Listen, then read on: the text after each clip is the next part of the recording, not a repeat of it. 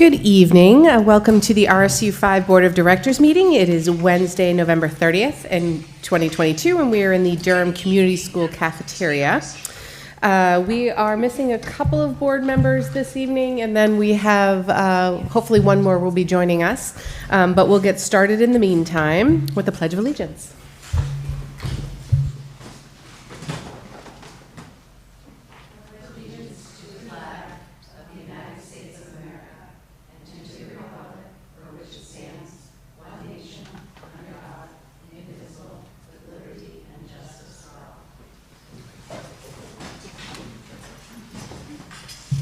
Do I have a motion for consideration and approval of the minutes from the November 9th, 2022 meeting as presented, barring any errors or omissions? Colin, Beth, thank you. All those in favor? Great, none opposed? Okay, good. Does she know where the cafeteria is? Hopefully she'll follow our voices down the hall. Great, so adjustments to the agenda. I do have a couple this evening. Item 13, new business A, school finance cost sharing 101. We're going to remove from the agenda. We have one of the finance committee members who is ill this evening and is not here to present, so we'll move that to next month's meeting. And I'm going to add 14A. It will be personnel consideration to employ a director of facilities and transportation. And that's it. All right. Great. So we will move on to good news and recognition, and we will start with Piper with our report from our student rep. Thank you. So we just wrapped up Thanksgiving break last week, so we had a food drive. We also have winter sports. You might want to move your mic just a little closer. Yeah. Perfect. Winter sports are starting up this week, just around this time, with basketball, skiing, swimming, hockey, and track being sports played by our Freeport athletes. And the UMaine same-day acceptances are coming up this month, so seniors at the Freeport High School can have an opportunity to get accepted and see their scholarships in the same day, which is an amazing opportunity. Thank you. That eliminates the need to run out to your mailbox every day though, right? And look for the thick envelopes. Oh, you don't even get thick envelopes anymore? Oh man. That was the only good part about it. They send them after you get the email online. Oh, okay. Technology. Thank you, Piper. And I did just want to do a shout out to Piper as our board rep for having a fantastic fall season with the field hockey team, who not only as a team went all the way to states and unfortunately came up just a little bit short, but had a fantastic season. But Piper was also named to the all-state field hockey team, so congratulations. Yeah. All right, so beat that, Will. Yes. Yeah, I was not named to the all-state principal team. but you know, Piper is DCS alumni, so we can all share in her glory. Just a couple of things. I'll throw them up on the screen, but I'll just speak to them too. So a couple of pieces for good news and recognition. One of the pieces that we have sort of added in this year is more opportunity for cross-grade connections and looking at ways to build those opportunities between our upper-class children and our primary-age children. One of the pieces we had done slightly differently, so we just had Thanksgiving collection for the food drive for pasta, and that goes to local food bank. In the past, we've had children sort of line up together to sort of like a pasta parade almost, but this was an opportunity to have the older children come down because we have classes partnered up. And so the older children had sort of started the day, we're talking with their younger colleagues about different Thanksgiving traditions, what things they're looking forward to, but specifically also why we collect the pasta and the sauce. And they had brought it down to their classrooms, and they'd given it to the younger children who would then be taking it up later in their day, but explaining around sort of the process of why that is a product that food pantries like and how it supports local families. And they were balancing that in with exciting things that the children are looking forward to or their favorite meals.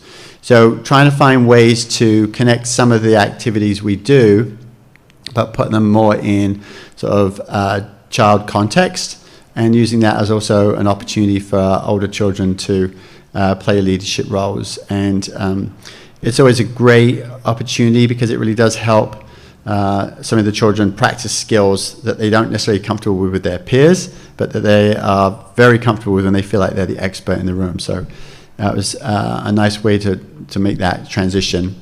And that we have sort of a monthly set up for the older and younger classes to get together.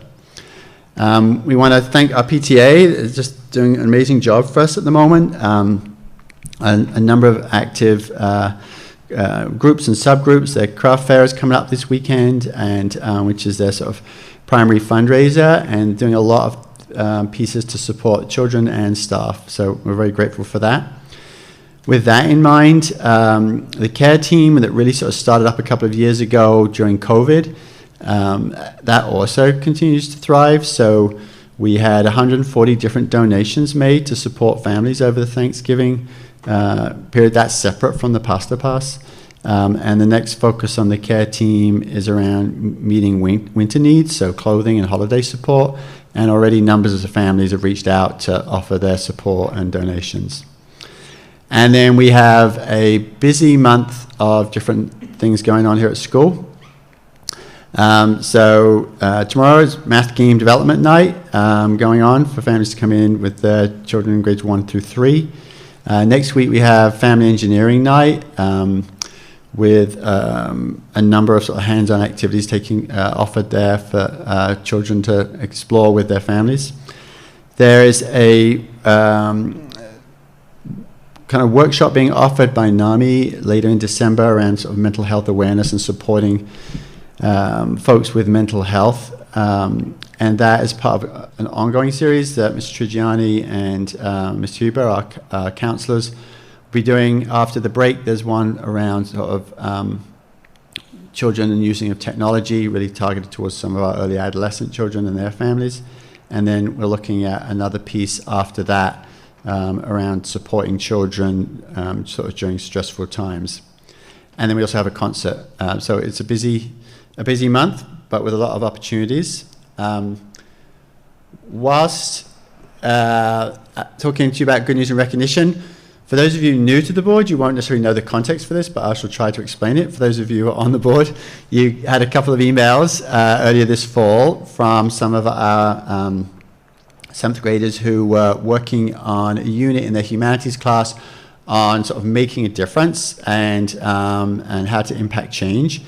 And so they took on a wide variety of issues, and within that they identified things that were important to them and then contacted people who they felt could make a difference in affecting change. That included writing to governors of several southern states who we haven't heard back from. So you can use your imagination. And but equally, some very concrete action steps, reaching out to the town around bike trails, for example, or reaching out, as they did to you all, a couple of groups to the school board around dress code and around some food options. So as I had said to you at the time, one of the pieces that we realized was a learning is that it's great to reach high, but also a part of learning around how to affect change is what's going to be most effective, and starting as close to the solution or the people who can provide the solution as possible, and then working your way from there. So with the students who'd reached out to you, we met with them and had said, the place to start when it's like at school change is at the school, and then you kind of go from there. So on the one that you had received around food, they provided a video suggesting they really wanted to have smoothies as a food option. Erin Dow, our nutrition director, came in, as she does whenever the kids have questions, and met with those particular students and myself, and we had them explain why they were pursuing those opportunities, and they did a really good job of articulating the balance between the nutritious side of those particular snacks, but also just the taste of them and the flavor and the popularity. Erin explained some of the nuances of a school nutrition program relative to costs and availability.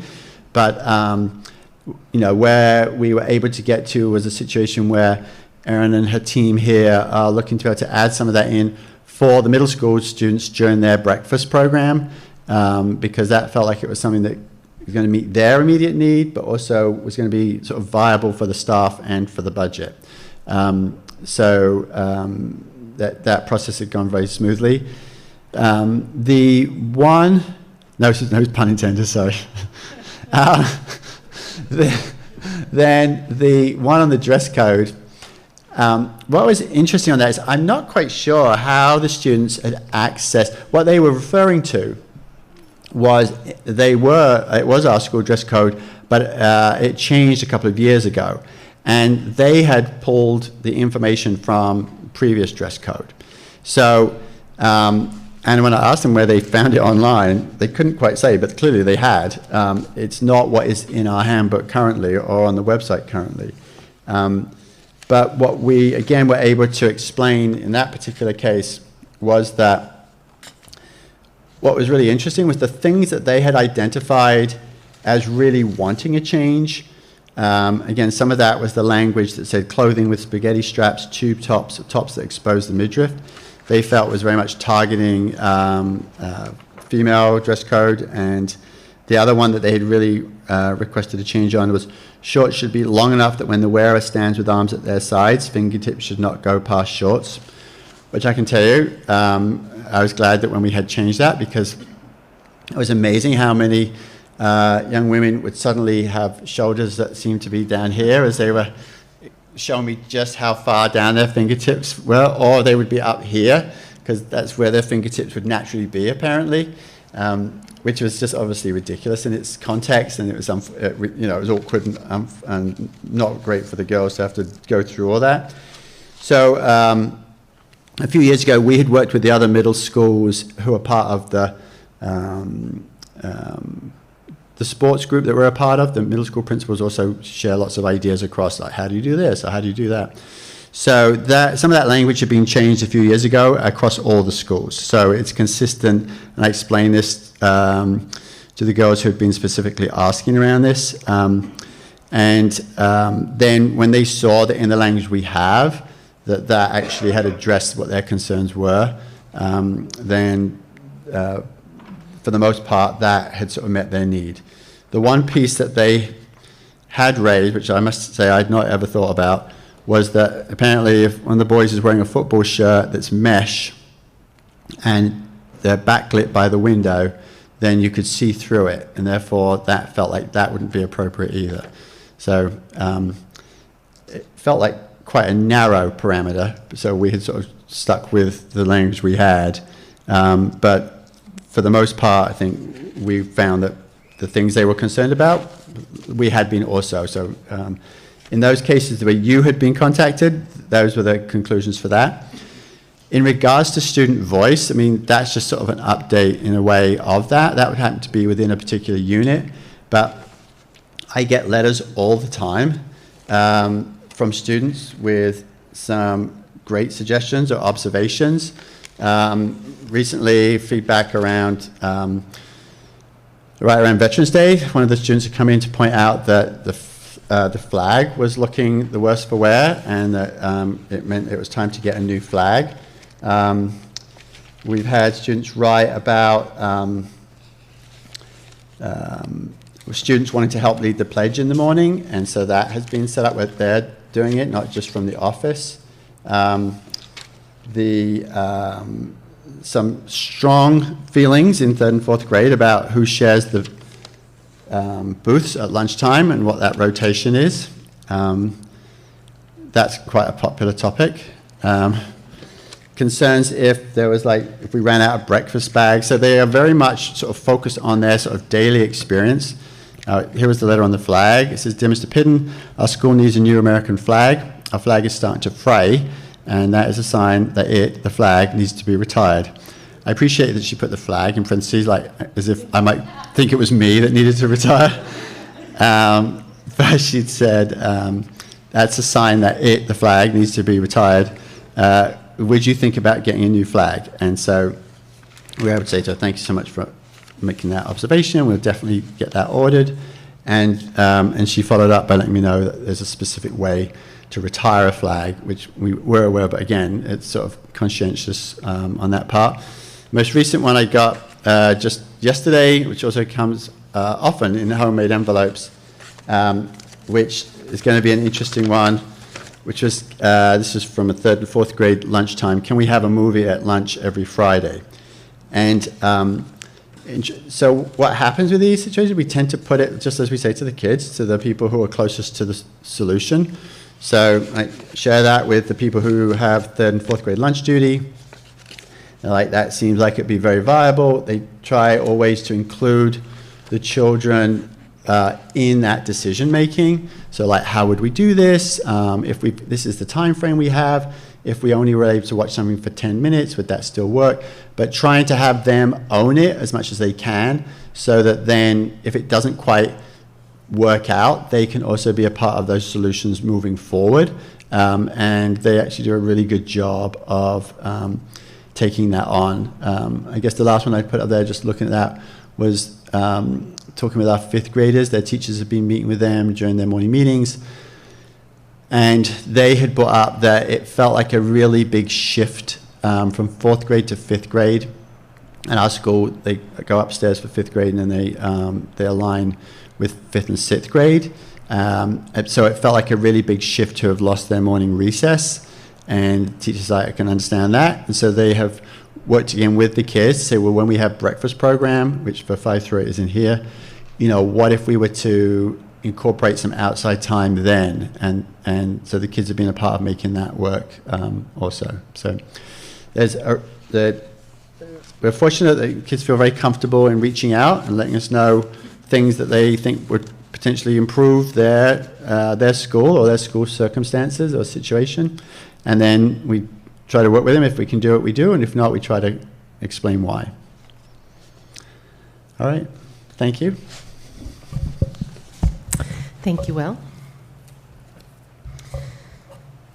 All right, so we are to the first of our 2 public comments on the agenda. So if you have anything you want to share, we just ask you to come up to the microphone, identify yourself, let us know where you live. Keep your comments to 3 minutes. I will try. Okay, I'm Heather Roy. I live here in Durham, and I currently have 3 kids in the school district, 2 in high school and 1 at school here. I didn't plan anything because I wasn't intending on coming here tonight. I think it was like a stroke of luck on my part that I looked at the agenda and I saw that comments about the athletic goals were being reviewed this evening.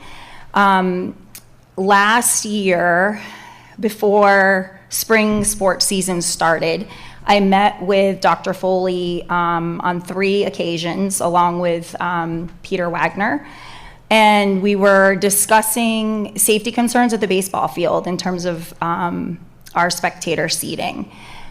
I wish that I had time to have prepare. I have pictures and videos and whatnot, what takes place when we're at baseball games. But basically what it is the Gap parking lot is right up to the edge of where the baseball field starts. And there's a landscape bed with a rusty guardrail, and people, including grandparents, climb over the rusty guardrail to sit in this landscape bed to watch the baseball games. There's literally no spectator seating. There's no formal spectator seating whatsoever at the baseball field. The opposing team sits, there's a paved path that goes down the third baseline side that leads to the school. I believe that that's part of the emergency access, and that is where the opposing team's spectators sit, is along that path. I did witness last year an elderly person trying to climb over the guardrail to watch the game stumble, and another person caught that person. The other part of the situation in terms of safety with the sitting in the landscape bed is that It's a retaining wall, and it's about a 6-foot drop off. So you have about a 3-foot wide landscaping bed, and then at the end of the 3 feet, there's a 6-foot drop off. Then there's about another 3 feet before the chain link fence starts, and that's the fence for the backstop at the field.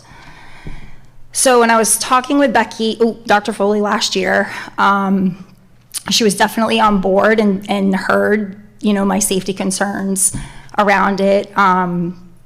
Mr. Willett, Dennis, he came out to the field. We did like a site visit. And their immediate concern was the fact that the dugouts did not have screening. So our softball dugouts had chain link fence that went like basically floor to ceiling, so that when the kids are in the dugout, they're not going to get hit with a foul ball. The baseball dugouts didn't have that. The boys weren't psyched about the fact that now they do have that, but the players, at least in the game, are safer. And so I appreciate the fact that they addressed that. We did have a person that was watching a game last year get hit in the face with a foul ball and ended up breaking her nose. She went to the hospital by ambulance. So with all of that being said, when I was looking at the athletic goal review, I didn't see anything addressed about the baseball field seating situation. I'm not sure if Dr. Foley passed those concerns on to you or not. We had a conversation about the fact that she was going to say that this was something that she was, in favor of, and we would try to it's been 3 minutes, I'm trying. Okay. So anyway, not sure if you have heard of these concerns or not, but felt that I needed to come here and express them. And then now I lost my train of thought because, wait a minute, Dr. Foley, shoot, I might have to wait till the next time. Okay, anyway. Oh, and the facilities review that just took place, I didn't see that it was part of their plan either. So just wanted to put that on everybody's radar, and I appreciate your time. Thank you. Sorry if I took more than 3 minutes. Thank you, Heather. Yep. All right, so we will move on to number 8 on the agenda, report from the superintendent. Okay, under the superintendent's report, item 1, district happenings, I want to shout out that we have lots of student performances coming up, and I want to announce what those are, to hopefully we have some board members that can attend and members of the public. Friday night at 6 o'clock, the Freeport Middle School Band is going to perform in the Sparkle Parade. On the 13th at 6 p.m. right here, DCS is going to have a band and chorus concert. On the 15th at 6 o'clock, Mass Landing School will have their band and chorus winter concert. Also that night, PES at 6 o'clock has a winter concert. And on the 20th, the middle school and high school has a choral concert at 6:30. There are lots of wonderful, wonderful events for the performing arts that are coming up. So just wanted to make sure everyone knew about that, as well as the athletic events coming up. We got full schedules coming up to see our student athletes perform. Another thing I wanted to let folks know about, we sent communication out this week to all families and staff. The Yarmouth School Department has reached out to us, and Dr. Doloff has invited us, as well as families from Falmouth and MSAB 51, to join them for an informational meeting. It's entitled, Understanding Today's Cannabis, This Isn't Your Parents' Weed. It's on Monday, January 9th from 7 to 8:30 in Yarmouth. The speaker for the evening is David Packham. He's the founder and executive director of Students Empowered to End Dependency. They call the organization SEED. It's a group of school and community organizations, and they've collaborated over the last 3 years, and you might have seen their documentary series that's been airing. Is called Voices of Hope. Students from Yarmouth High School have been engaged in that, as well as other students in some of the southern Maine schools. And the goal is they're committed to help further the mission to spread the word about substance use and addiction in Maine, particularly for our young people. He'll be the speaker that night. He'll bring several panelists with him. He'll have some medical professionals there, as well as some recovering addicts. who will have an opportunity to interact with the audience and share their knowledge and experience of matters related to substance addiction, specifically the use of cannabis. And folks who are interested in attending, are asked to, on our letter, just click the link. So if there are specific questions you would like to address that evening, David and the team can do that.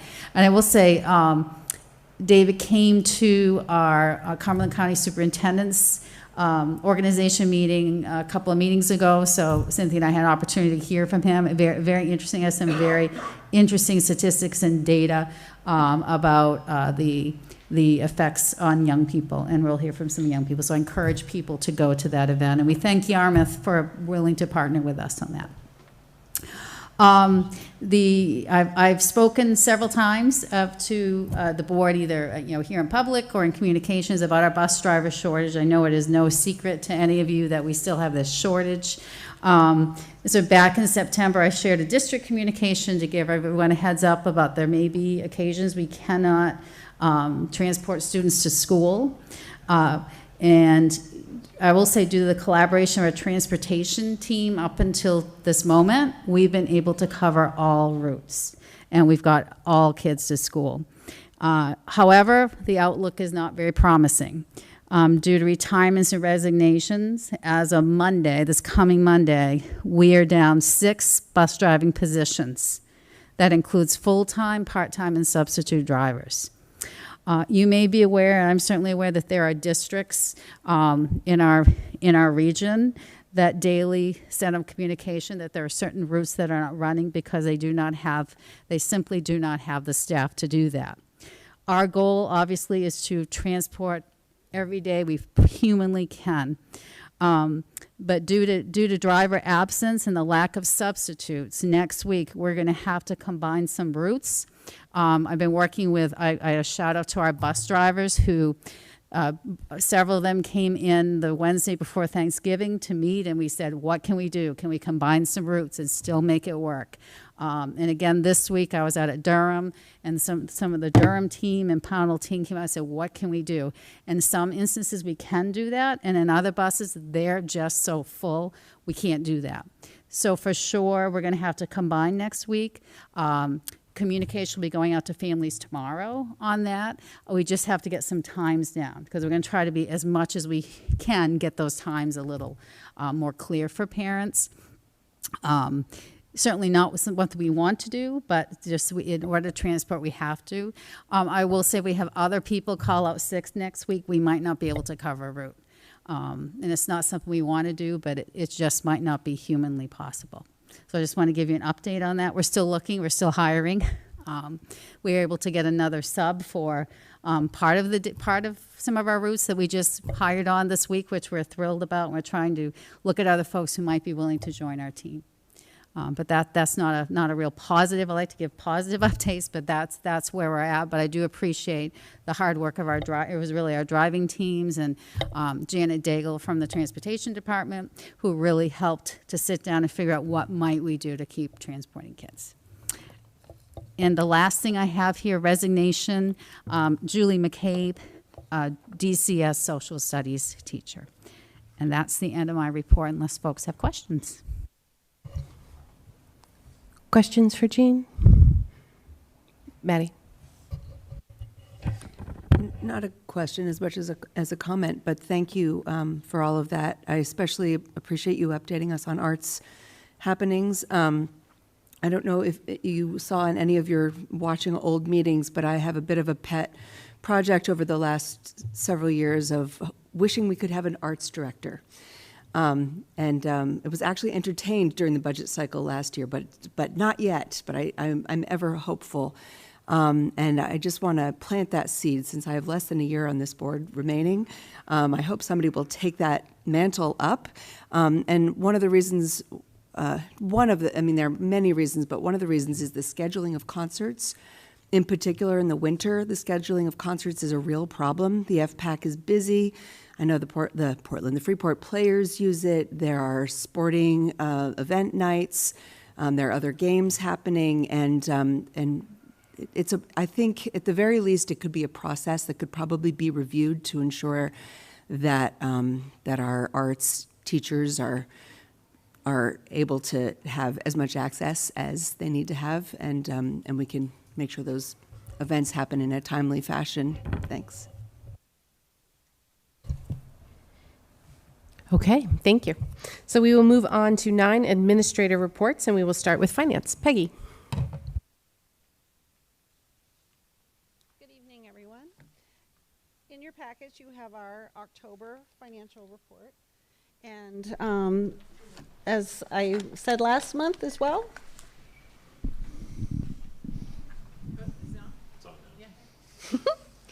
sorry about that. So in your package, you have the October financial report. And as I mentioned last month as well, we appear to be in very good financial standing at this point. We're paying the bills on time and things are moving right along. And the Finance Committee, Beth will be reporting out on that later as we had a couple of meetings. So. Questions for Peggy? Okay. Thank you. Thank you. All right, so then we will move on to the nutrition goal review. Erin Dow.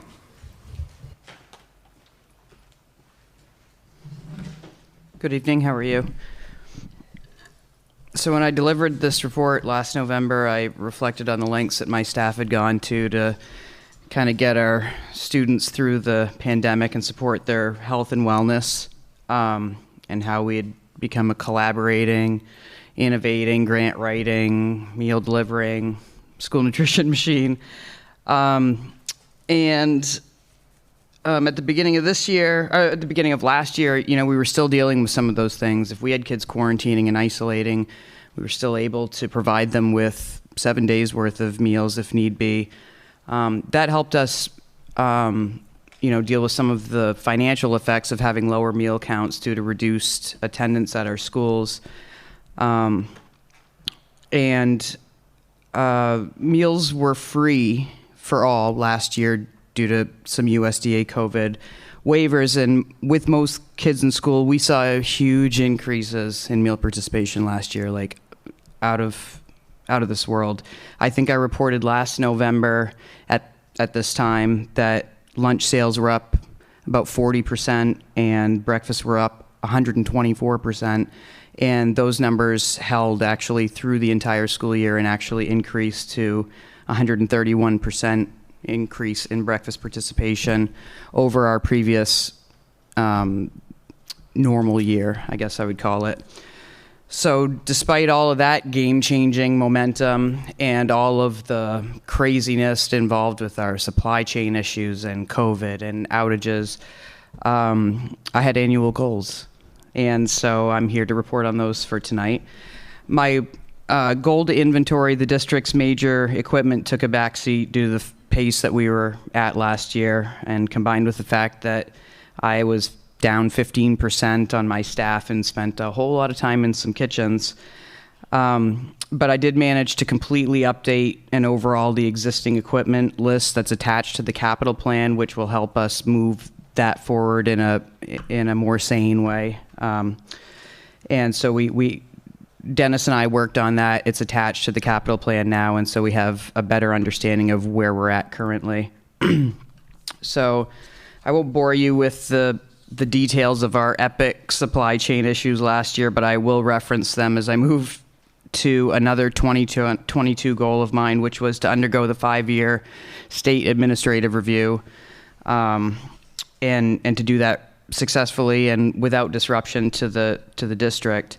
So for those of you who don't know what that is, it's a comprehensive review of every aspect of our program, from nutrition and menu planning to HACCP procedures and procurement practices. And I'm happy to say that we passed with no findings, which is an A+ for these purposes. And the state report highlighted our program's commitment to maintaining optimal nutrition standards at all meal times without using any of the waivers that were available to us to kind of throw that by the wayside. So we declined sodium waivers, sugar waivers, whole grain waivers. We just kept on keeping on, and we were commended for that. So I'm really proud of my staff for getting through that as well. That was quite a slog.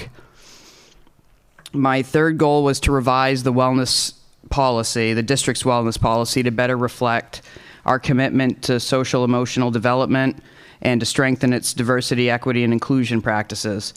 I actually thought this might be like the fluff goal for the year for myself, but it ended up being a really involved project that was very fruitful.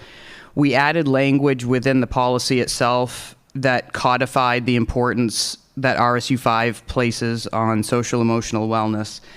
And additionally, the board policy committee and the wellness committee collaborated over a period of months back and forth to completely go over the entire policy and revise the language to ensure inclusiveness in all of the language that was used.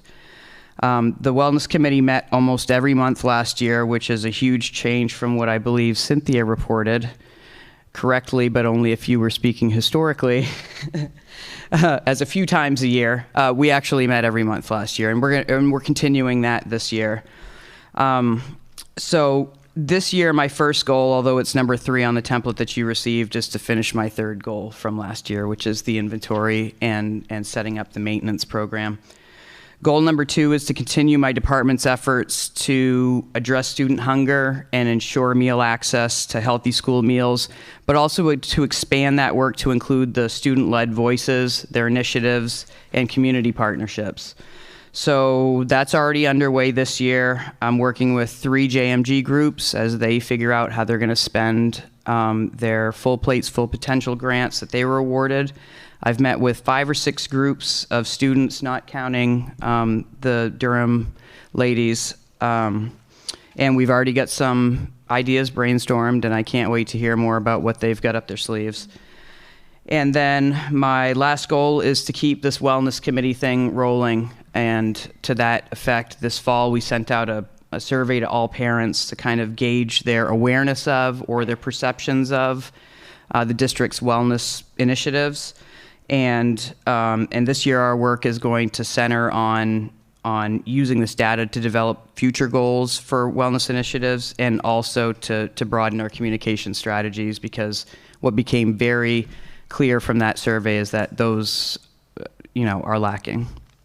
So with that, I can open it up to any questions you guys maybe have for me. Jen. Thanks, Aaron. I feel like these aren't very loud tonight. Mine is. I love the student voice, and that, because I remember being a kid in school, like food's such a big deal, and Yep. like back then you didn't have any say. Like they were like, slop, here's your tray, whatever. So I think that's great. The one question I had, and I may just not know this because I don't have school kids in the schools anymore, but is the free meals are no longer? They actually are still free. Oh, okay. Last year they were free, and the year before because of waivers Yeah. from the USDA. But a couple of years ago, Maine passed its own universal free meal program, so they're free for everyone. Wow. What are you seeing? You may not have this information, but you had said you had such an increase last year.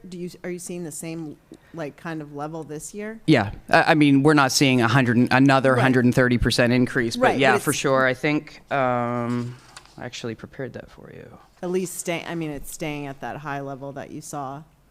Yeah, and let's see. I thought I had it here. Yep. This year, just this year alone, over last year, breakfast up 28%, lunch up 14%. Wow. That's fantastic. Yeah, Thank you. it's keeping us busy. I bet. And how about staffing? Are you up to 100%? We have been. It goes like this. Okay. Yeah, yes, we are fully staffed currently, and we have subs, which is amazing as well. So things are going well in that regard. When I come back to you and talk to you about my budget, Yeah. we may be talking about additional staffing, possibly. But the good news for all of us in this room is that so far my program is paying for itself. So as we need to add positions or add hours, the increase in the meal sales is covering that. Great. Thank you. Yep. Wait, 1 second, Piper. Maddie. Thanks, Aaron. Yep. I got a chance to see a little bit more closely your commitment to wellness. from my seat on the policy committee last year, and I appreciate that. That's been apparent for as long as I've heard you present to us. I don't have a kid in the school anymore, so I didn't get a chance to see this survey that went out, which I'm a little bummed about. I'm wondering if there will be a chance for you to share those results with all of us, because I feel like the results of that probably are relevant to so much of what we do. I mean, I think at least in the Strategic Communications Committee, we might like to see it, but I imagine all of us will be really, really interested in that. I'd really look forward to that. Yeah, at our last Wellness Committee meeting last month, we pretty much decided immediately that a website was in order and to start to compile some of the stuff. And naturally, the first thing that should be on there is what people know and don't know about the Wellness Committee. So yes, absolutely, there's a plan in the works to make something like that happen. Yep. Piper. I don't have a question. I just wanted to give you a quick thank you. I know at the high school, everyone's favorite face to see is the lunch ladies in the morning. It's great. And I can speak to there was an increase in the amount of students who get lunch. I know I get lunch. A lot of the students I sit with get lunch and breakfast too. And it's a great opportunity for us to be able to get a good meal twice a day at the school. I'd just like to thank you for that. Well, thank you. And I can tell you that they love to see you guys too. And they know all of your names. So, Erin, with the universal free meals, have you seen any change in the free and reduced lunch applications, right? So I know we use those for a lot of things in addition to free and reduced lunch. So my fear was when they made it universal free lunch, people wouldn't feel like they needed to fill it out anymore. Have you seen a change? Your fear was shared by me because that's my job, is to collect those, and I do understand all of the things that they affect. Last year, I definitely noticed a dip. This year, it was mitigated mostly in part by the new Mainers that we brought into the district, because as technically homeless individuals, they're automatically free and they don't have to fill out an application. I kept doing what I have always been doing, which is trying to encourage people to fill out that application by spotlighting some of the other things that may come for them, and to the point where I've reached out to parents of high schoolers to let them know if you apply, maybe you can do a simplified FAFSA form, things like that. So we've tried all kinds of things. This year, our numbers are up a little bit from last year, so I'm going to call it good. In fact, they're around the highest they've been, not quite there. There's a lot of talk at the state level and among nutrition directors and the Department of Education about what are we going to do about this, because it doesn't make any sense anymore. So everybody's talking about it, but at this point, I haven't seen a major shift in our free and reduced percentage. Okay, so that's good. Yes. Because I think you're right. I think not a lot of people realize the implications for, both for them, right? The access to free internet, the FAFSA, there's a variety of things, right? But then for the district, that is also the primary driver of our title funds, correct? Am I right in that? Yes. Yeah. So obviously very important as we're servicing the kids in our district that we can maximize, our access to those funds to support these kids. So my other question was, I know one of the things that we have talked about in the past is around more local sourcing of food. And obviously, I think that's probably more expensive. But I wonder if we've had any luck with that. And I'm thinking more around the shortages of materials and stuff like that. Is it easier to try and source locally, even if it costs a little bit more? Or? It's almost like I wrote that question for you. I swear she did. I thought it up all on my own. This year, I really ramped that up. When COVID first hit, I'm a natural, not a prepper, but, I've always kept big stores in my, a can a lot. And I did that here. I mean, we had stuff on pallets everywhere because I didn't know when we were going to be able to get it again, so I told them to buy it all. And that worked great for us. But it's great when you can't buy all the lettuce, right? It doesn't store well. And that's a perfect example of a recent thing where we received notification that the farmers out in California said, we can't guarantee what this is going to look like. We're going to ship it, and you're going to get what you're going to get. And also, it's going to cost $100 a case instead of $29 a case. So that's when I started buying hydroponic lettuce from Lisbon. That is way more expensive, but it lasts for weeks. It's clean. It's from right down the road. And we have 33% of our costs reimbursed by the state because we now have a local food fund where we can submit our receipts and get that money back. So every month I talk to my vendors and I say, send me a list of all of the things that are main products, and then I pull all those receipts, I send them to the state, and we get money back. So that's great, but it is very difficult to do this under normal procurement practices because if it's more expensive, generally, you can't buy it. But with this local food fund kind of subsidizing it, we've been able to really kind of get in lots of potatoes, cucumbers, peppers. The other thing we did is I started working with Replanova Farm just on a small scale, getting some of their gleanings or things that they couldn't sell and I could put through my salad bars here. And we've developed this really cool back and forth now where now they're having field trips there. So when I know a field trip is going, because I get the form, I call him and I say, what do you have? And he tells me, and I say, all right, give him a couple cases, send me the bill. So they go to the farm, they think they're bringing the food back to give to us, but really I'm paying the bill. And I'm also getting 33% back from the Department of Education. And so it's just as great, you know, we have signs that I go pick up and I bring from school to school. So it's gaining some momentum, it's getting easier, and the Department of Education is doing a really good job of hooking up local producers with schools, so I'm happy to be part of it. That's fantastic. I mean, I know that's more work on your part. I mean, just moving the sign school to school. Yeah. But I really appreciate the effort, and you know, being able to sort of weave that into the education piece with the kids, I think is so crucial. To tie them into local food, I think is fantastic. So. It means more to kids when they think it's their idea. Yeah. And we see a difference in the consumption between a cherry tomato they brought us from down the road and a cherry tomato that we got from California. So. Awesome. Colin. Yeah, thank you so much for this, and I'm particularly excited about this, the information you're able to share about the local food fund, and also that I just got to hear the phrase, quote, getting some of their gleanings, end quote, tonight. Just makes my day. Could you speak a little bit about the aspect of the wellness policy in terms of the social emotional development component, and just kind of what rose to the surface there, and kind of what you see as kind of the aspects of that are likely to kind of move forward and continue to inform the work?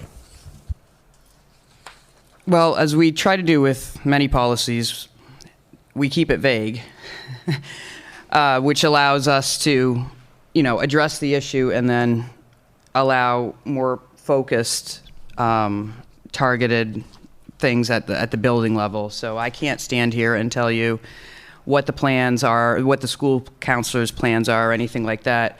I can quote the language within the policy if you if you would like, but I'm not sure I am your girl to be answering that question. I guess I was just I'm interested in just the integrated nature of sort of how that aspect of the wellness policy is working along, you know, in concert with the nutrition aspect, and that just seems like a very logical but also exciting way for us to continue to move. Thank you.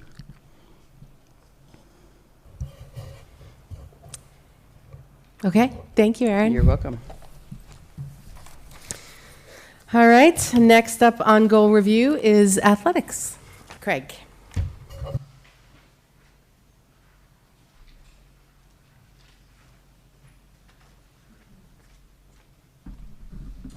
Good evening, I'm Craig Sickles, the Director of Athletics.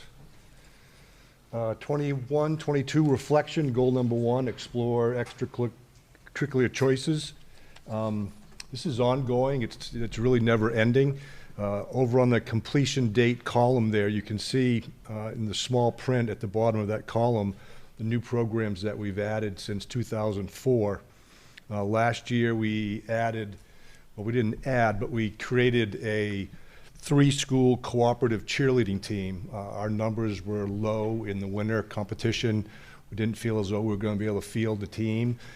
Neither was Brunswick and neither was Mount Ararat. So the 3 of us met. You folks approved it, and we had a 3-team competitive cheering squad. However, we didn't because we still didn't have enough girls, and so there was not a competitive cheering team last year. Brunswick had some girls that cheered at basketball games, but that was it. We gave it the college try again this year. Brunswick girls didn't want to compete. They just wanted to cheer at their home games, and Mount Ararat didn't have any girls. At one point, I think we were up to 7. I'm not sure where we stand now because we just started last week. So, but that's what we did last year. You know, we continue to provide for the wants and needs of the student body on a continuous basis. Goal number 2 is to ensure that all student athletes have quality facilities to meet their needs. Reconfiguring the field layout at Freeport Middle School has been on here a couple times. I've got some more information when we get to goals for 22-23. And it's kind of exciting. The middle school basketball courts need to be resurfaced. They were built in 1994, and the cracks are 2 and 3 inches wide, and it's almost unsafe to play on. So I have some information there too when we get to goals for 22-23. Also wanted to fill you in, not on here, but as part of reporting back to you, last spring in June, I came to you, Peter Wagner and I had met to go over the guidelines for use for the Joan Benoit Samuelson track and field. Last spring was the 5th year anniversary. And to get it passed, there was quite a few concessions made to gain support. Number of games that we could play under the lights, music, what time of day we could start to play and end. So Peter and I met, went through that, kind of made the changes that we thought made sense. We met with the neighborhood representative. He took that back to the neighbors. In August of this summer, just before preseason started, I was on the agenda for the project review board. And as you may know, all of the abutters within 200 feet of our property line were notified and given the changes that we were going to present. It was pretty interesting because the project review board was totally new. There wasn't one single person who was on that when we were trying to build the project and get it approved 7 years ago. So there was certainly a different vibe. I made the presentations. I had a survey of what all the other schools did who had the turf and lights, and no one from the community came. Well, there were community members there, but no one spoke. No one stepped up to the mic to have comments pro or against. And all of our recommended changes were unanimously accepted by the project review board. And actually today or yesterday, I just emailed the final changes to Ginny, and I think that's up on the school's website now as on where the procedures are.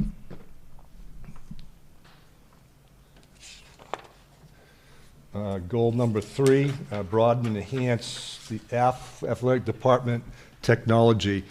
Karen Camp is my administrative assistant, and I'm glad that she's not here to speak.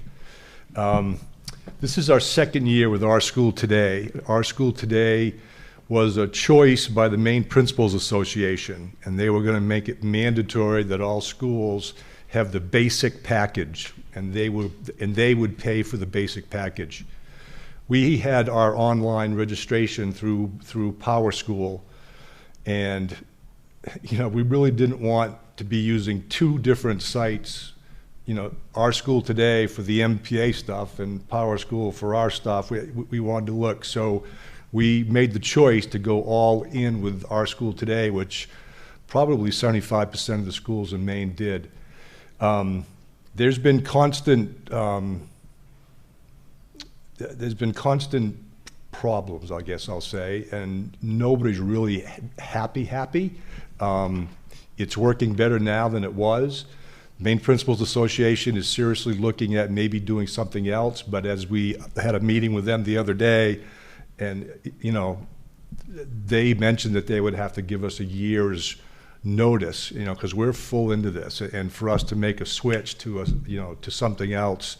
Karen might be ready to go back to Power School now, but every day there's something that we can email them, Our School Today folks, and say, why does this kid appear here, but yet he doesn't appear here? And it's just a little frustrating. The mobile app that coaches can get their rosters, they hit the kid, they can get all the emergency information.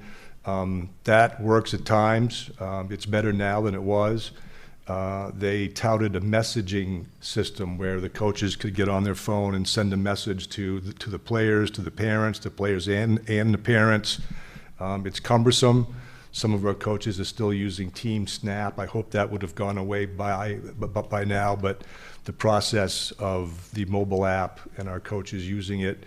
So we're still working with that. Maine Principals Association is working with that. It's gotten better each of the last 2 years, but that's kind of an ongoing process as well.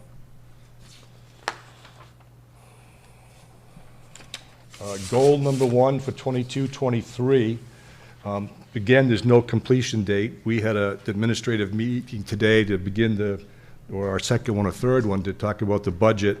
I'm going to be looking and asking for a JV golf coach and a first-team baseball coach. This last year, we had 14 golfers with no seniors. A golf match, you play 6. We did play some JV matches this year, but the varsity coach went and coached them, which means that the other kids who don't go, they don't have practice that day. So would be looking to add a JV stipend.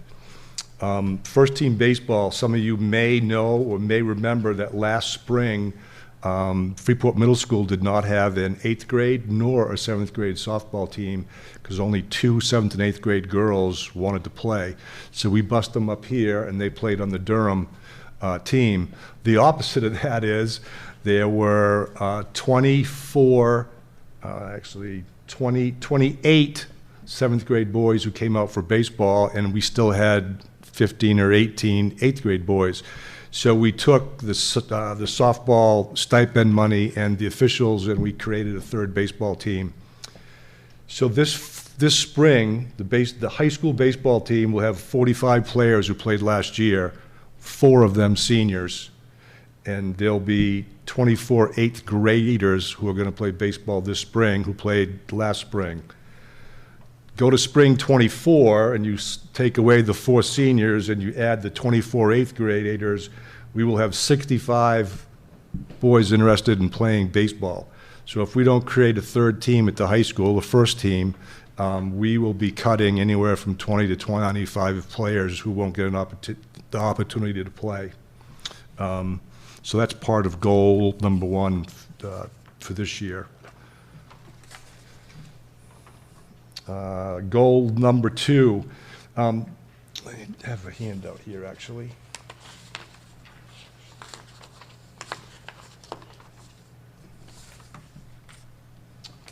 So reconfiguring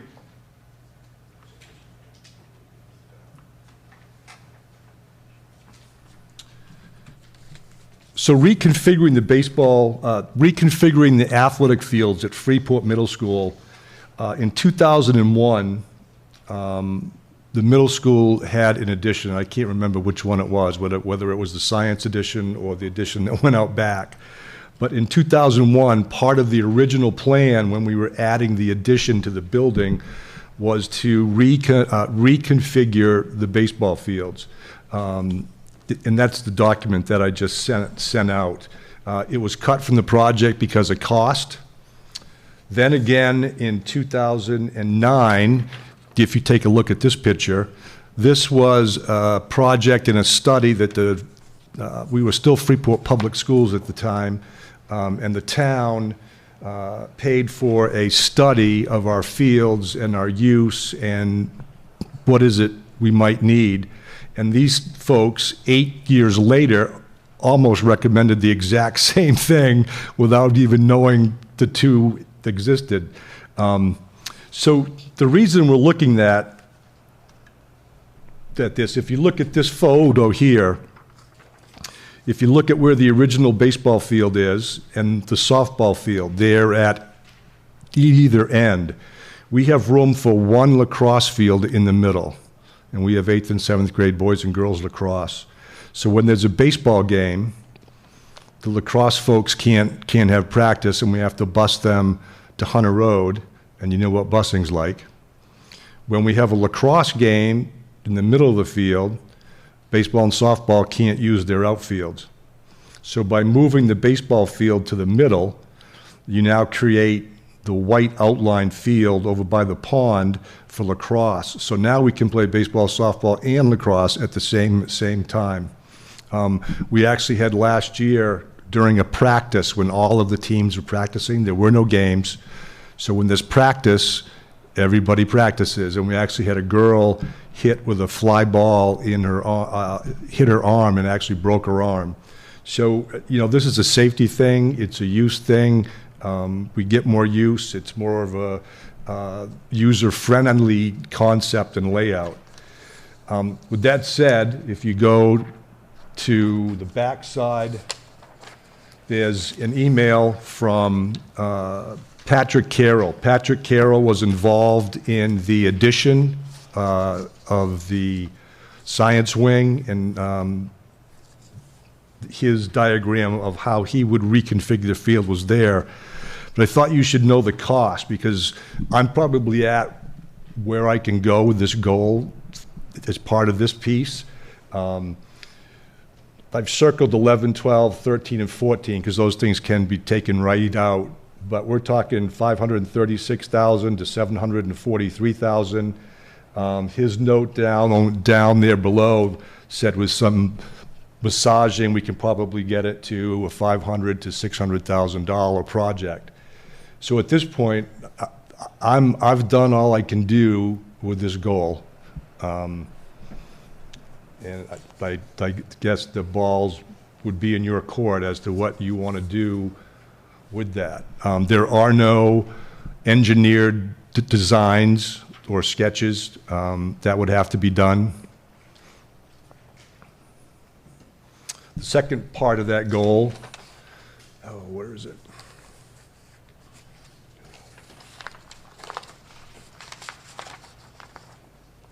I'm on goal number 2, right? I got too many papers up here. The second piece to that is the outdoor basketball courts.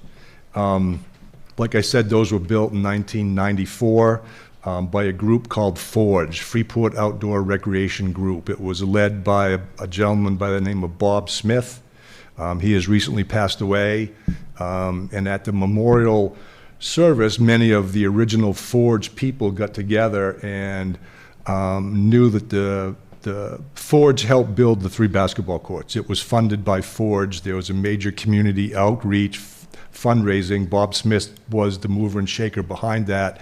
And so these people wanted to get together and resurface those the basketball courts. The people who are now meeting are Tom Whalen, Allie McCormick, Ed Bradley, Chris O'Neill, David LaTulip, and Ray Grogan and I have been meeting with them. We've met a couple times.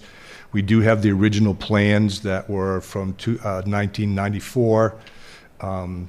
We have a quote, anywhere from 90 to 100,000. These gentlemen think that they can raise that funds in a couple of months. We do have some money in the capital budget, 35,000 earmarked for 24-25, if my memory is correct. Gene, is that correct? 24-25. They kind of were hoping to have some of that, you know, be able to tap into that. Now that it's not available until 24-25, they may delay this project for a year, but we're still meeting and moving forward. So that would be one of my goals, to continue working with them, see if we can make that happen. And goal number 3, the action strategies. Number 3, decision from the Maine Principals Association. We're just kind of waiting. Is this something that they're going to continue with, or, as I said, Karen is the one that really works on the back end of this. And she, if she had her choice right now, we would go back to online registration through Power School and not our school today. We've been using our school today. This is the 2nd year. So that completes my goals. And some other information I had there was the participation numbers.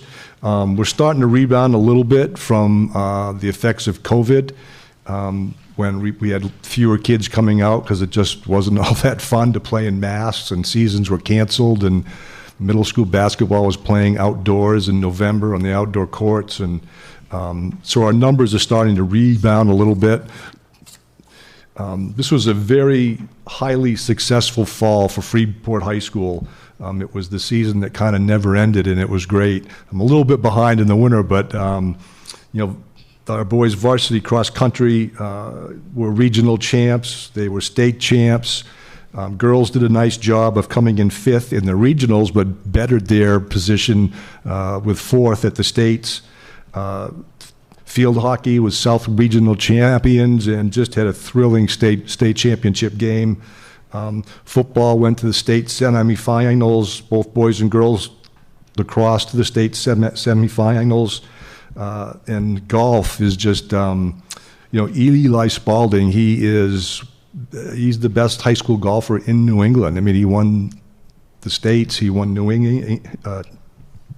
He was just selected all state. So he's got some good things to do next year as well. That's all I have. Questions for Craig?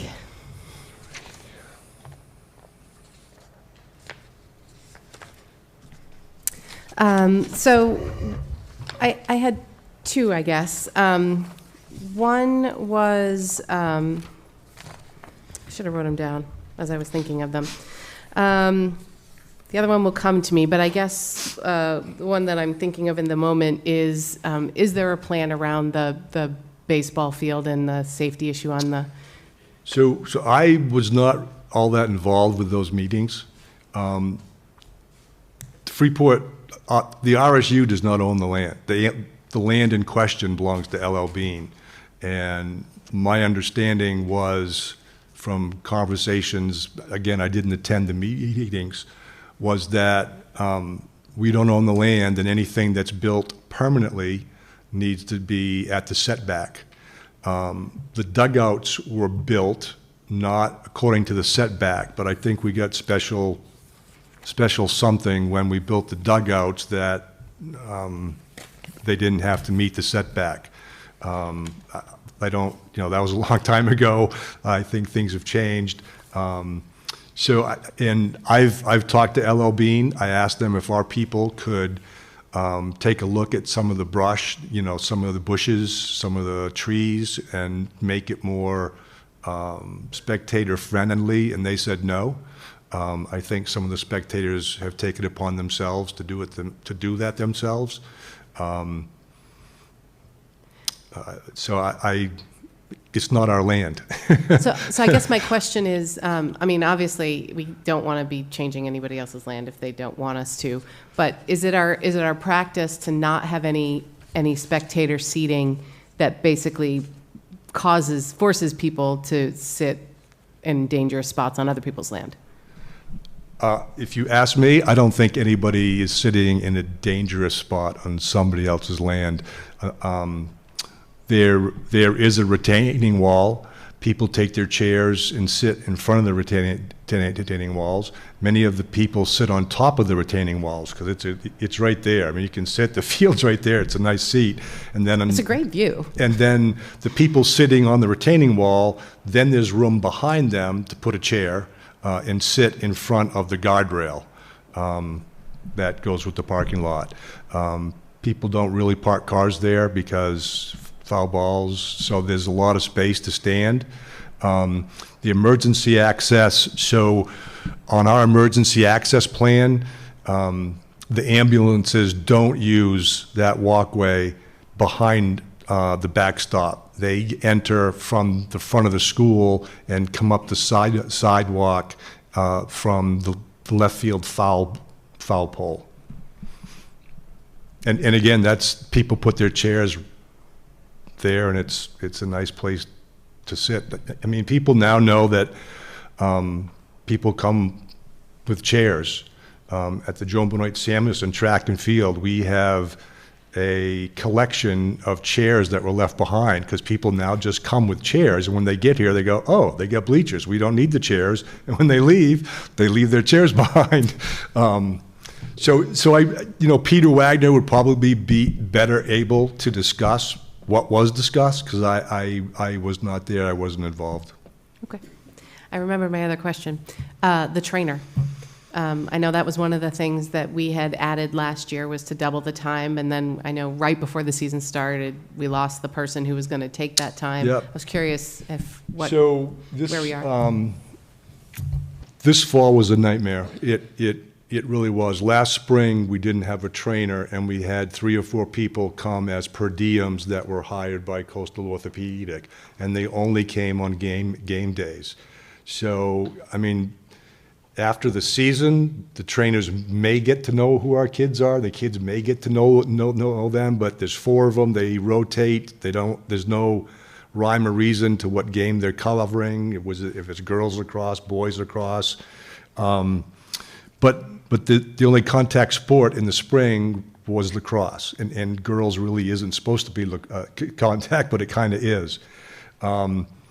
This fall, with boys and girls soccer, football, field hockey, having the 4 per diem people come, the communication with the parents, the school nurse was stressed with the whole concussion return to play protocol. Thank God we didn't have the COVID return to play protocol because that was even worse. But so everybody knows, we used to contract part-time with Coastal for $25,000. I came and asked for a full-time school employee at about $80,000, $90,000. That would be a school employee. We went and looked at what it would cost to contract a full-time, and it was $47,500. So they advertised, it's not our person, it's their person. They advertised, they got a couple of applicants. The position was offered to one of those applicants. They accepted, and then a week later it took a higher paying position. The trainers, when you contract with them, they're an employee of whoever you contract with, and when they're not at your school, they are at an entry-level position with who they contract with. So the best trainer that we had, he was great, but when he wasn't with us, he was answering phones like a receptionist and scheduling appointments. That's what athletic trainers don't want to do that. So everybody that I have spoken to has said that if you advertise it as a full-time school employee, now they know they're not going to be answering phones and scheduling appointments. And the application, actually 2 of the people who came as per diem said that they might apply themselves if we had that school-funded full-time RSU employee. At twice the cost. Yep. Maddie. I don't think I have really a question. Maybe it's more a thought to share and maybe aspirational in nature. probably because we're working on a policy this year on transgender and gender inclusive language, I notice how gendered the world of athletics is. And it is in our culture, not just in this school district or in this state. And I hope it's something that the MPA is thinking about and taking on. I would love to see us figure out how, if it's possible, to be less gendered and more inclusive in the way that we talk about athletics in the schools, except obviously where you have like a boys team and a girls team, that, that's statewide, and it's difficult to avoid that. But it's just, I notice it. I'd love to see us change that. Cheering, for example, that's an inclusive gendered sport, predominantly populated by female genders, but not always, and not in this district either. So I'd love to just invite us to be more broad-minded in our thinking about how we talk about our teams. Thanks. Jill, you good? You sure? Okay. Colin. Yeah, thanks, Craig. I'm just remembering back to the presentation that some of our high school students gave last year about some of the student surveys that were done, kind of issues that the students brought before that, for that group. The name of that group, what was the project? Anybody know what I'm talking about? Cortico. The Cortico report. I recall that one of the issues that was flagged there, but I don't recall hearing much detail about it, had to do with concerns from the students around gender equity, and I was just curious whether they had brought any of those concerns to you, and if you knew anything more about how any of that gender equity regarding what? But in terms, my understanding from, and if anybody else, I think some of you were here at that presentation, so jump in. Do you remember, Beth? I was just going to say, I think it was around the scheduling of the games, maybe, or the practice times. I feel like it was. Piper, do you? I believe it was scheduling and attendance by fans and treatment by the school body as a whole and staff. So I guess maybe a question would be, how is it decided who gets priority? Is it always the boys' varsity team versus the girls' varsity team, or how is it decided for scheduling of practices and things like that? So yeah, let me talk about schedulings of games first. So I don't make the schedule. There's one AD in charge of each sport, and we sit and we come up with the parameters of how the schedule should be built, and then that one AD creates the schedule, and then they're passed out. They're read for the first reading, a second reading, all those in favor. So once I get those schedules, I may have 6 games on the same day. So then I have to put a master schedule together and move them around and make it all work with busing, with facilities. Typically, when boys are home, girls away, vice versa. With practices, a lot of it is driven by who the coach is and how available they are to practice. In the fall, the boys' soccer team always wants to go last at 5:45 to 7:15 because he has a regular job and he can't practice right after school at 2:45, and he doesn't want to go at 4:15.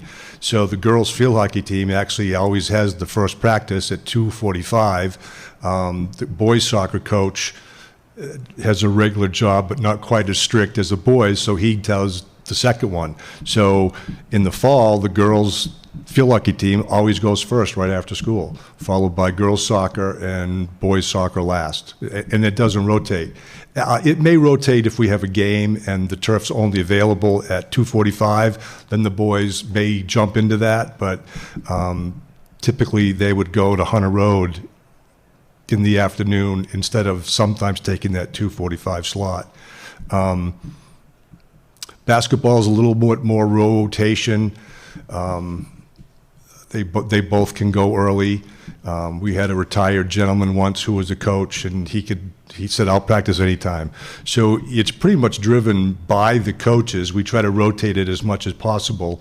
I'm trying to think what other practice schedules. In the fall, we have lacrosse. Girls lacrosse always goes first.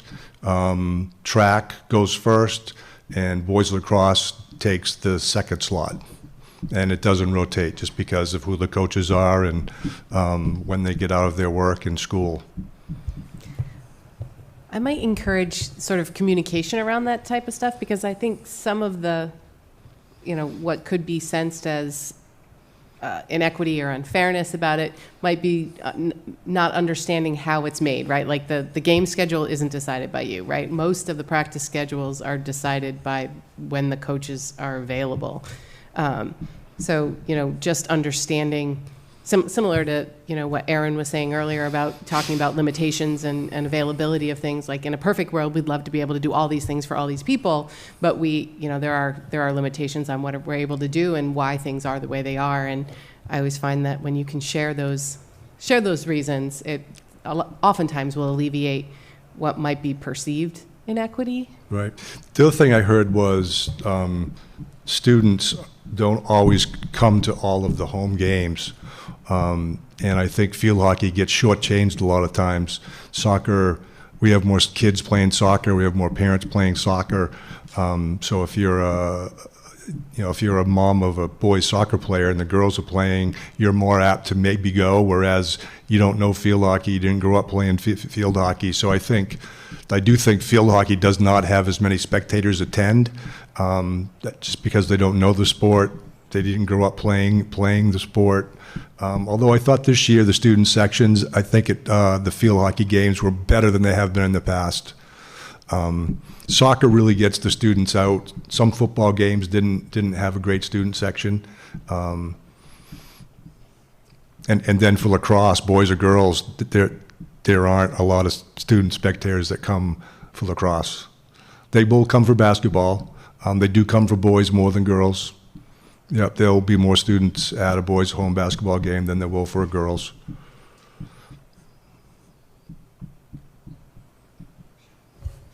Yeah. Yeah, no, that's super helpful, Craig. I wonder, maybe, and perhaps this person is me, if someone could reach out to Jen and just confirm that we were indeed addressing the concerns that were raised by that group regarding that question, and there's not something that was missed out. Just with all of our emphasis on student voice, it just feels like that's an important thing to follow through on. So is that person me to write Jen an email? Great, that person is me. Thanks. And hopefully, if it was one of the, the things that rose to the top, it sounded like when Jen was talking to us at the last meeting, that same group or some version of that group is now drilling down into individual sections. So hopefully they'll tackle it there too. And we'll hear more. So. Other questions, comments for Craig? So I do need to ask, what would you like me to do with goal number 2 and the reconfiguration of the middle school fields? I guess I'm going to look to the superintendent to see if there's a recommendation or suggestion from her. Well, I think at that point, that's budgetary, and I'm looking at Craig's figures there that's on the extra sheet he just gave us, and that's somewhere between $572,000 and $801,000 for that project. Well, I think the question is do we want to move forward with any sort of preliminary designs, right? Which is probably in the $40,000 to $50,000 range, which is still a budgetary question, but not nearly of the scope of, I would think that'd be something is that something that we want to put in the budget at this time, and that's not something that when we were talking even for priorities for the administrative team that came up as that's a priority for that team for this year. Not that it's not a priority going forward for that. And it's not in this year's budget. So either way, it's probably not a goal for this year, right? I just wanted to know. Yeah. All right, thank you. Thanks. All right. last but never least, Durham Community School Goal Review. We gave you quite the rest there between your first and second. You. Oh, Craig. Did I say Craig? Have him let me play Eye of the Tiger when we walked up. He said no? Yes. Yeah, no, I think not, but thank you. That is a popular song here, mind. All right, let me find where we are. So, just before I get to the goal, I did need to give you an update from, oops, sorry. I'm not sure if you need it up there, it just helps us to have it up there. I'm not sure there's stuff that you need to necessarily see. Yes, it is. I'm not sure why this is not coming up. You may not have to worry about it. I think it's gone to sleep.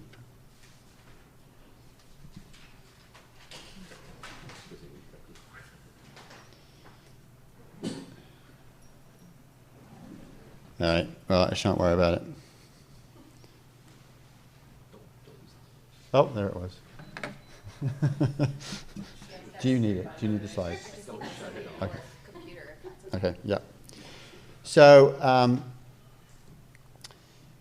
parent satisfaction survey, just to give you an update from that. So, there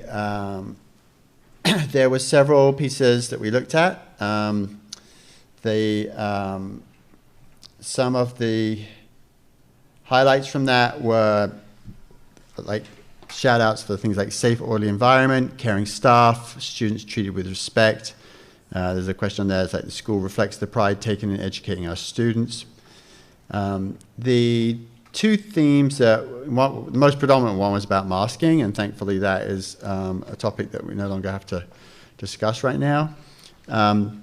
But then the other piece that we pulled out that we then decided to make a goal from was concern about homework and specifically homework concerns for 8th graders going up to high school. So there was some feedback that from families whose children had left 8th grade and gone up to 9th grade and that found that homework transition to be a challenge. And with that, you know, you could tease out some things about time management or organizational skills. So what we had done, which you can see on the slide if it was up there, was that we had surveyed last spring when we got this information shared with us. We surveyed all the 9th grade students, and they had great response from them, basically with two questions. On average, how much homework do you have each night? And we'd given them just breakdown points. And then from that, what strategies would you and tips would you give to a rising 9th grader in order to be successful as they enter the high school with homework? And they gave a range of suggestions that predominantly the biggest ones were just do it. And yeah, I know, right? Somebody got paid millions for that very statement, which is even more shocking, but I don't think it was a 9th grader. But with that, they meant just get it done. Don't fight it. And really, there's a piece around utilize every part of the day that you can. So if you have study hall, get on and do it. If you're waiting for practice half an hour after school, use some of that time to get some of it done. Just keep it going, was really their sort of big theme. And there was also suggestions about asking out for help. So what we had done, we had condensed their most, 5 most impactful sort of suggestions, and then we had shared that with all the families of rising 9th graders last summer in terms of this is some feedback we received. These are strategies that 9th graders suggest to be helpful. Then we had passed that piece on, and several parents had got back to us with thanking us for that input. We looked further at that information. There's definitely more homework done in 9th grade than there is in 8th grade, but equally we didn't feel it was appropriate to just add superfluous homework to try and build stamina at doing homework. It just doesn't seem like the best use of an early adolescence time. So what we did look at was how do we focus in on good practices, regardless of the amount, and specifically looking at making sure that the expectations for the homework are being met and the time deadlines are being met. And that if we have those pieces in place, then building up to that stamina with good routines and habits should be an easier transition, hopefully. So this fall, that was a big focus specifically across 6th and 7th and 8th grade, but mostly in 7th and 8th grade. We had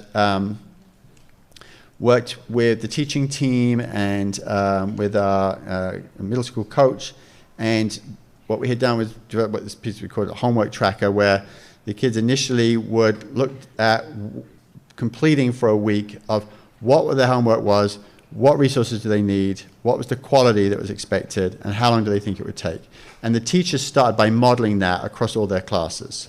So the kids could look at that and compare their own pieces.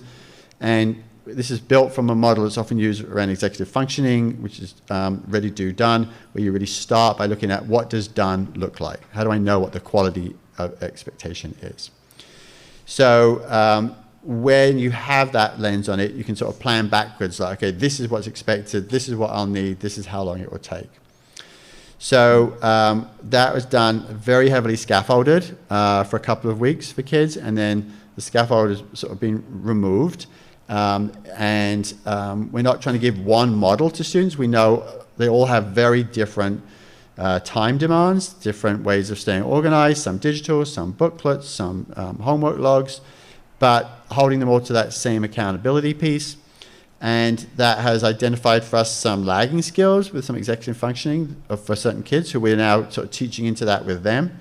But also it informs sort of like how we group some of our kids during our lift block at the end of the day. And again, we're trying to build for them, help them build their habits so they have that independence moving forward. The other piece of this that it's made a sort of question that's actually our school leadership team is looking at is what does homework look like in terms of that kind of model lower down the grade levels? And, you know, is there a pattern there that we should be aware of that we need to be teaching into earlier as we approach that? So that was how we sort of addressed that parent satisfaction survey from last year. So before I shift to goals, is there any questions about that particular piece? Okay. So what we're going to do here is we're going to just talk to the goal reflections. I'm going to talk to the first goal, and then I'll ask, for those of you who don't know, Kelly Rogers is our assistant principal. Kelly's going to then speak to the reflection on our second goal and how that led into the first goal for this coming year. And then I'll just speak about a second goal we have for this coming year. So from last year's goals, the first goal we'd had was implement a school-wide model that nurtures a positive culture and enhances academic and social emotional skills across our pre-K-8 community. Highlights of what went well last year with that. We did as a school-wide, staff-wide book study using Responsive Classroom's Power of Our Words. That is focused on having consistent language across teaching staff and across staff in terms of how we use reinforcing language, reminding language, redirecting language, so that it's consistent for students both across grade levels but also across classes and throughout their day to try and help, again, teaching to that agency. That we ensure that morning meeting and responsive advisory in middle school is implemented across every classroom. That our specialists like art, music, library, they also trained in responsive classroom, and they incorporate aspects of that into the beginning of their class sessions in terms of their own kind of morning meeting. Then we use a similar model to responsive classroom in our grade level assemblies. And part of hosting responsive classroom training is that, and I think I'd mentioned this, the responsive classroom organization, they then send someone to the school and they'll do a full day audit. And so what happens is to give you feedback. So what happened there is that person came in the spring, and they observe everything from children getting off the buses to morning meetings to the way they move through classrooms. You sat in on some class time at every grade level across our 10 grade levels. Sat in at lunch, specials, recess, all the way through the day until pick up from parents and buses. And then they use an observation tool that they then give us feedback on. And we got excellent feedback from them in terms of, said that it's really clear there's a high level of commitment and consistency of practices across the 10 grade levels. So it was great feedback to us. They look for something, obviously, the areas to grow. And one of the areas to grow for us was on teacher questioning strategies, of how the teachers, their questioning strategies to elicit engagement and thought from students. So, and then they give you some resources around your kind of growth area. So that's a piece that we will be weaving into our PD this year. So that was from that goal. Our second goal, Kelly? Everybody pretend I have the Tigers playing. Okay. Okay. For our new board members, Yes. the Tigers is the Is our mascot. character. We're very proud of stripes here. So, okay, so our second goal was really around our diversity, equity, and inclusion work and learning. And so we had several highlights from that learning and implementation last year. Just to highlight a couple, our civil rights teams were established and met pretty regularly. We actually had a huge number of third and fourth graders who were very interested in civil rights last year, where it kind of like became like a team where the different groups had to meet because it was just too big of a group, which was pretty cool. We had our literacy strategists worked with teams to ensure diverse representation in classroom libraries. We also continued just growth and development in our own understanding of diversity, equity, inclusion.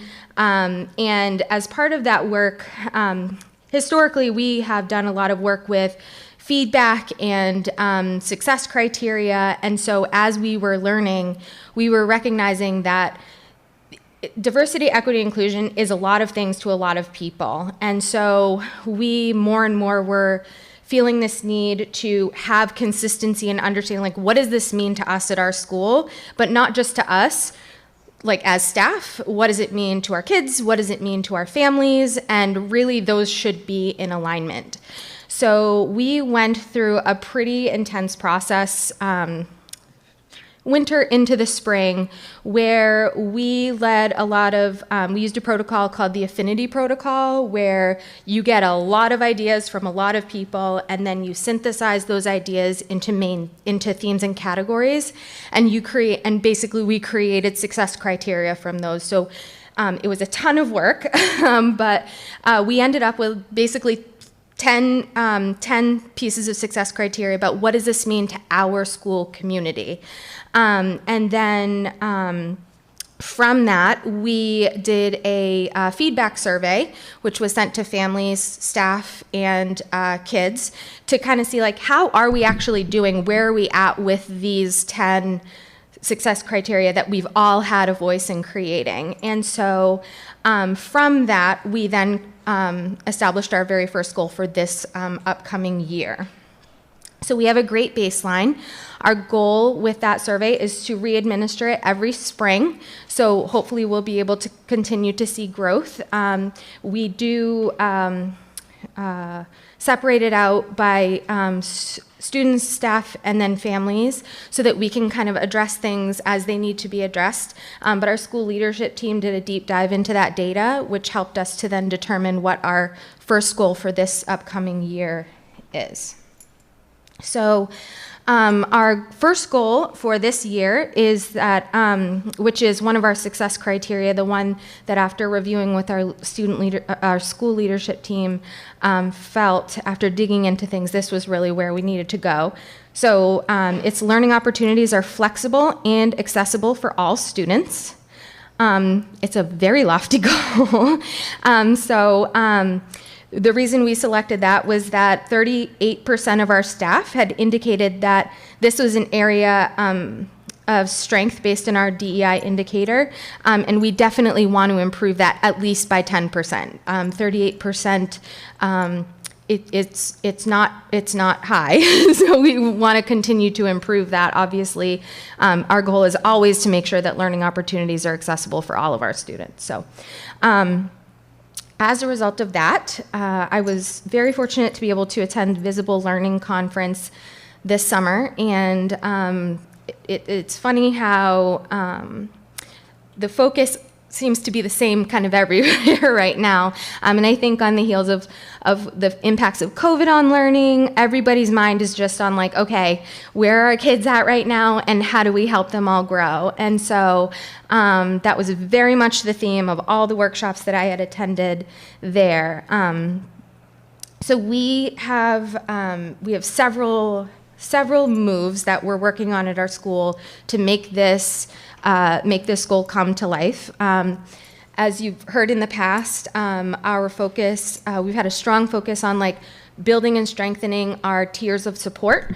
So really thinking about like tier 1 general instruction, like how do we make sure that there's clarity there around what the priority standards and goals are, so that when teachers are looking at an upcoming unit, you know, we're obviously working on lots of skills growing at the same time, but when we're prioritizing our targeted supports, teachers are able to really like dig into that rather than thinking like, oh, well, this is an exposure skill versus like, we need to have mastery here at this point kind of thing. Tier 2, we have really been working to prioritize. Tier 2 is like our RTI program, so if a kiddo needs a little bit more than what is a little bit more in math or literacy or even in behavior, how are we strengthening that?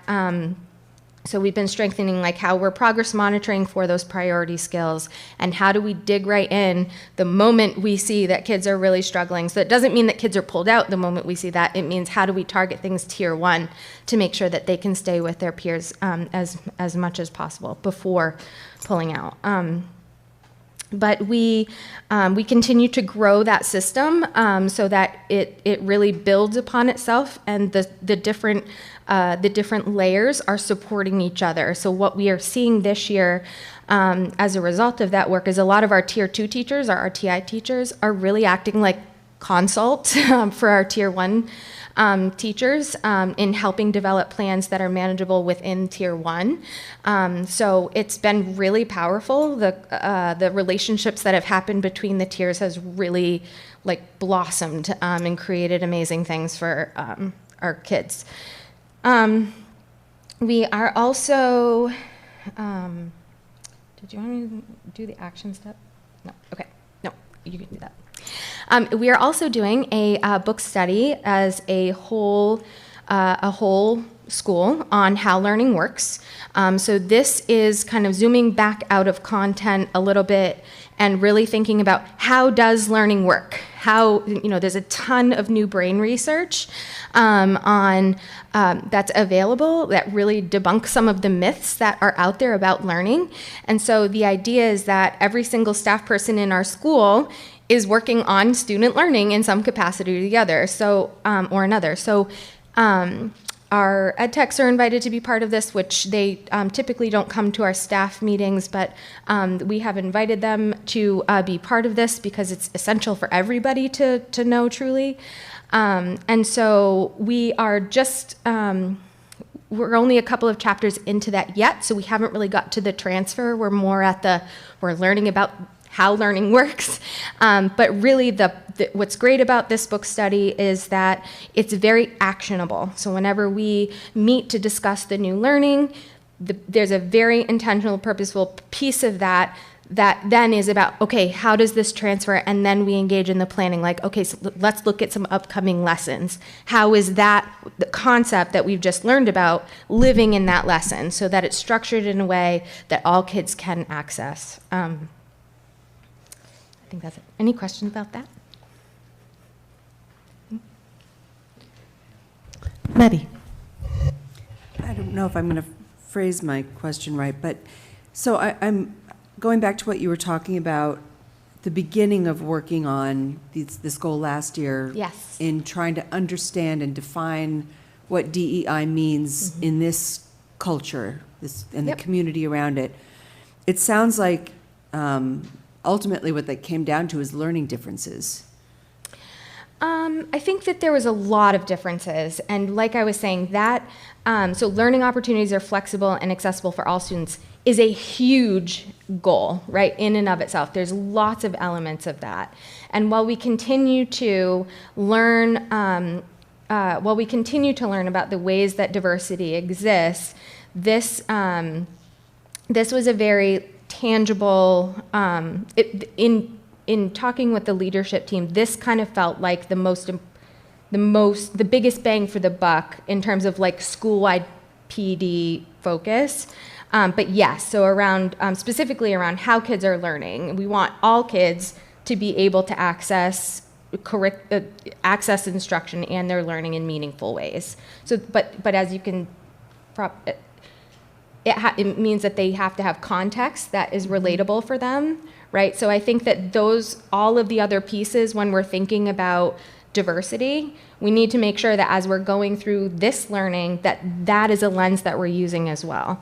So, it's really about knowing our kids and knowing what's going to motivate them.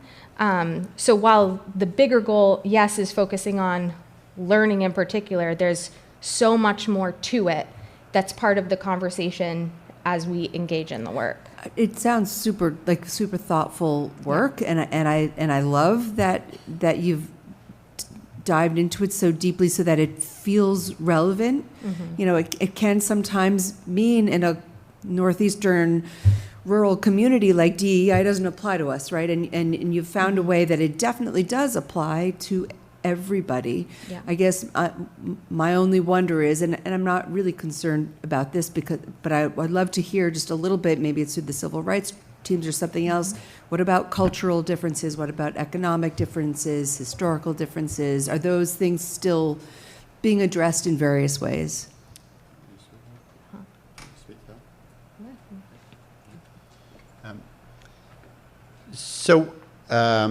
Yes, it would be the short answer. There was a consultant who was working with the district last year. It was predominantly with the high school, but then was pushed out. It was offered to all of us to have a consult with too, and it was interesting. With this, one of the sort of pieces that this person really asked us to think about was to think about equity and inclusion, and that diversity is what we have, not necessarily what we create. And it's like, how do you have equity and inclusion within your own diverse community? So we do obviously teach into the other aspects of diversity that may be beyond our current school model, although there's plenty of diversity within our school.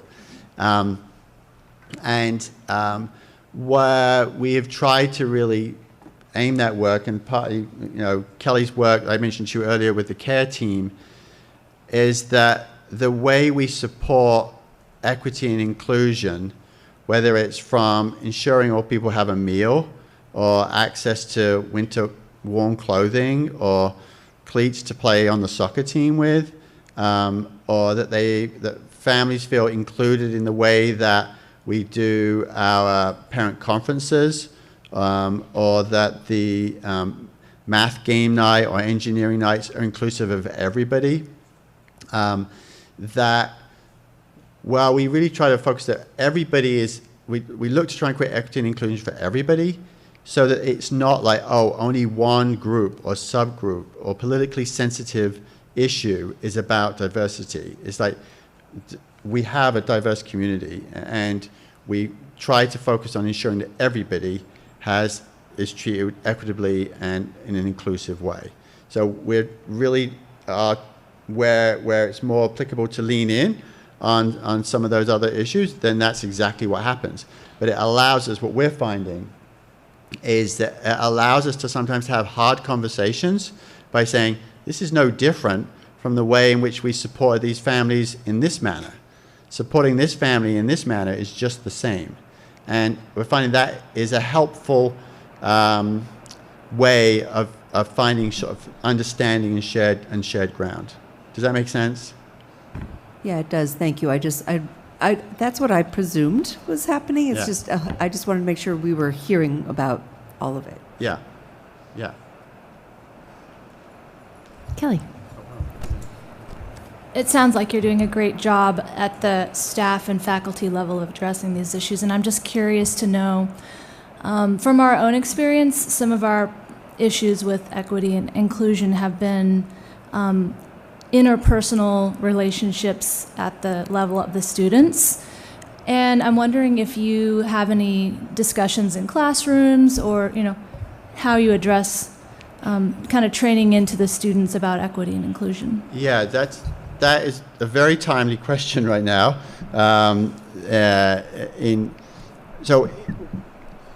In terms of,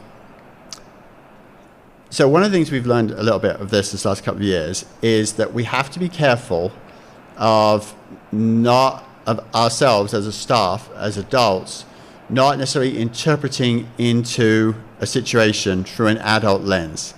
Because we were finding that there were times we were like, wow, that seems like a really big issue, where it was really a child stumbling over a misconception.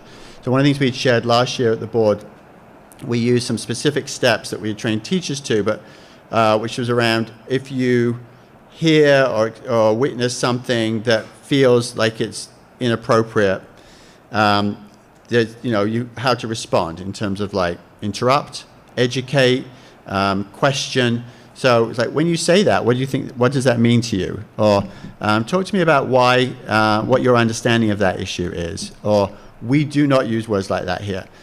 And one of the things we found with that is so we practice as teachers with different scenarios. And to be honest with you, we practice with scenarios that our teachers have overheard or experienced, because there's like, this isn't abstract, this is right here each day. So we're actually now just in the process of looking at that same model for our middle school students, because helping them, we want them to have agency. We want to make sure that they feel like they have the skills to respond. So recently we've had something going on where some of our middle school girls are feeling that some of the boys are using sexist comments or not being respectful. And so what we're trying to do is work through this where they are being heard and supported, but that we're also using it as a learning opportunity, not just for the boys, but for the girls, in terms of like, how do we empower you to actually facilitate and manage those conversations yourselves and feel confident in doing so. And we're actually leaning in on that same strategy is what we're looking at, that we've actually used as adults. With our younger children, the core values here at school are around honesty, empathy, respect, and responsibility. And they have that all the time with their assemblies. And we lean in heavily on those terms because they cover everything, they're universal. And really, for our younger children, that is sort of where that language goes to, and we teach into it in both conceptually. So as an example, we had, when first grade assembly, we started the week on a Monday morning, and we're focusing around respect, and part of that conversation is like, think about a time when you were respectful to a peer, and how did that make you feel, how did that make them feel, and they'll share their examples. But when it's been more specific, then we kind of work with either the children or with the family sometimes. And really we found that the children in our lower grades are incredibly responsive. I share with you a quote. I mean, it wasn't that we had done a big thing out of this, that when our school was designed 12 years ago, there was boys and girls bathrooms, but they're all individualized bathrooms, and in this day and age, they would just be student bathrooms. And so, we had changed the children in the civil rights team and said, we really feel like the signage should be changed to be universal. And so they helped choose what the signs would be, and then they had looked at a whole range of things, and they were really thoughtful about, they'd looked at some that were, for example, like really took on imagery of gender fluidity or gender equity, but then they were like, the little ones aren't going to necessarily understand that. It should just say bathroom, student bathroom. So we had changed those over the course of the summer, again, without any real big focus upon it. But then, one of our students at the very beginning of the school year come and say, oh, thank you so much for changing the signs, because now my friend can use whichever bathroom they want to. And they're aware of their own circumstance and ways to support each other. And when it's not working, then we sort of like teaching directly to that in those contexts. I feel like that was a really long answer to a very short question, so I do apologize. Thank you. That was adequate. Okay. We're just getting Kelly up to speed on how these go. Yeah, if you didn't notice when I said the short answer and Maddie rolled her eyes, knowing what's about to follow, that was your cue. I'm sorry if I didn't answer your question. I'm sorry. I have another question about DEI, but if you're going to sing "Eye of the Tiger" for us right now, you should do that. And then I'll ask my question. Okay. This is Echo. Just great to hear about both the survey that led to that this particular focus for this year, and then how it's unfolding. I'm just curious how much conversation there is between you. I know there's conversation between the different schools and the different school administrators, but particularly around this question of DEI and sort of setting priorities. I'm on the DEI committee, but I'm realizing that we just, in that context, I just was not familiar with this effort, and that's no shade on y'all. I'm just kind of curious whether there are ongoing conversations about kind of how your decision to focus on this particular learning opportunities being flexible and accessible, how that is understood at either Freeport or Pownell schools, and I guess, is there a context where there could be more regular conversation about that? I'm sure there is a context by which that could happen. I mean, last year when we were working in this direction, each of the schools sort of went with what their big priority was, because each school had some different themes or needs to be met.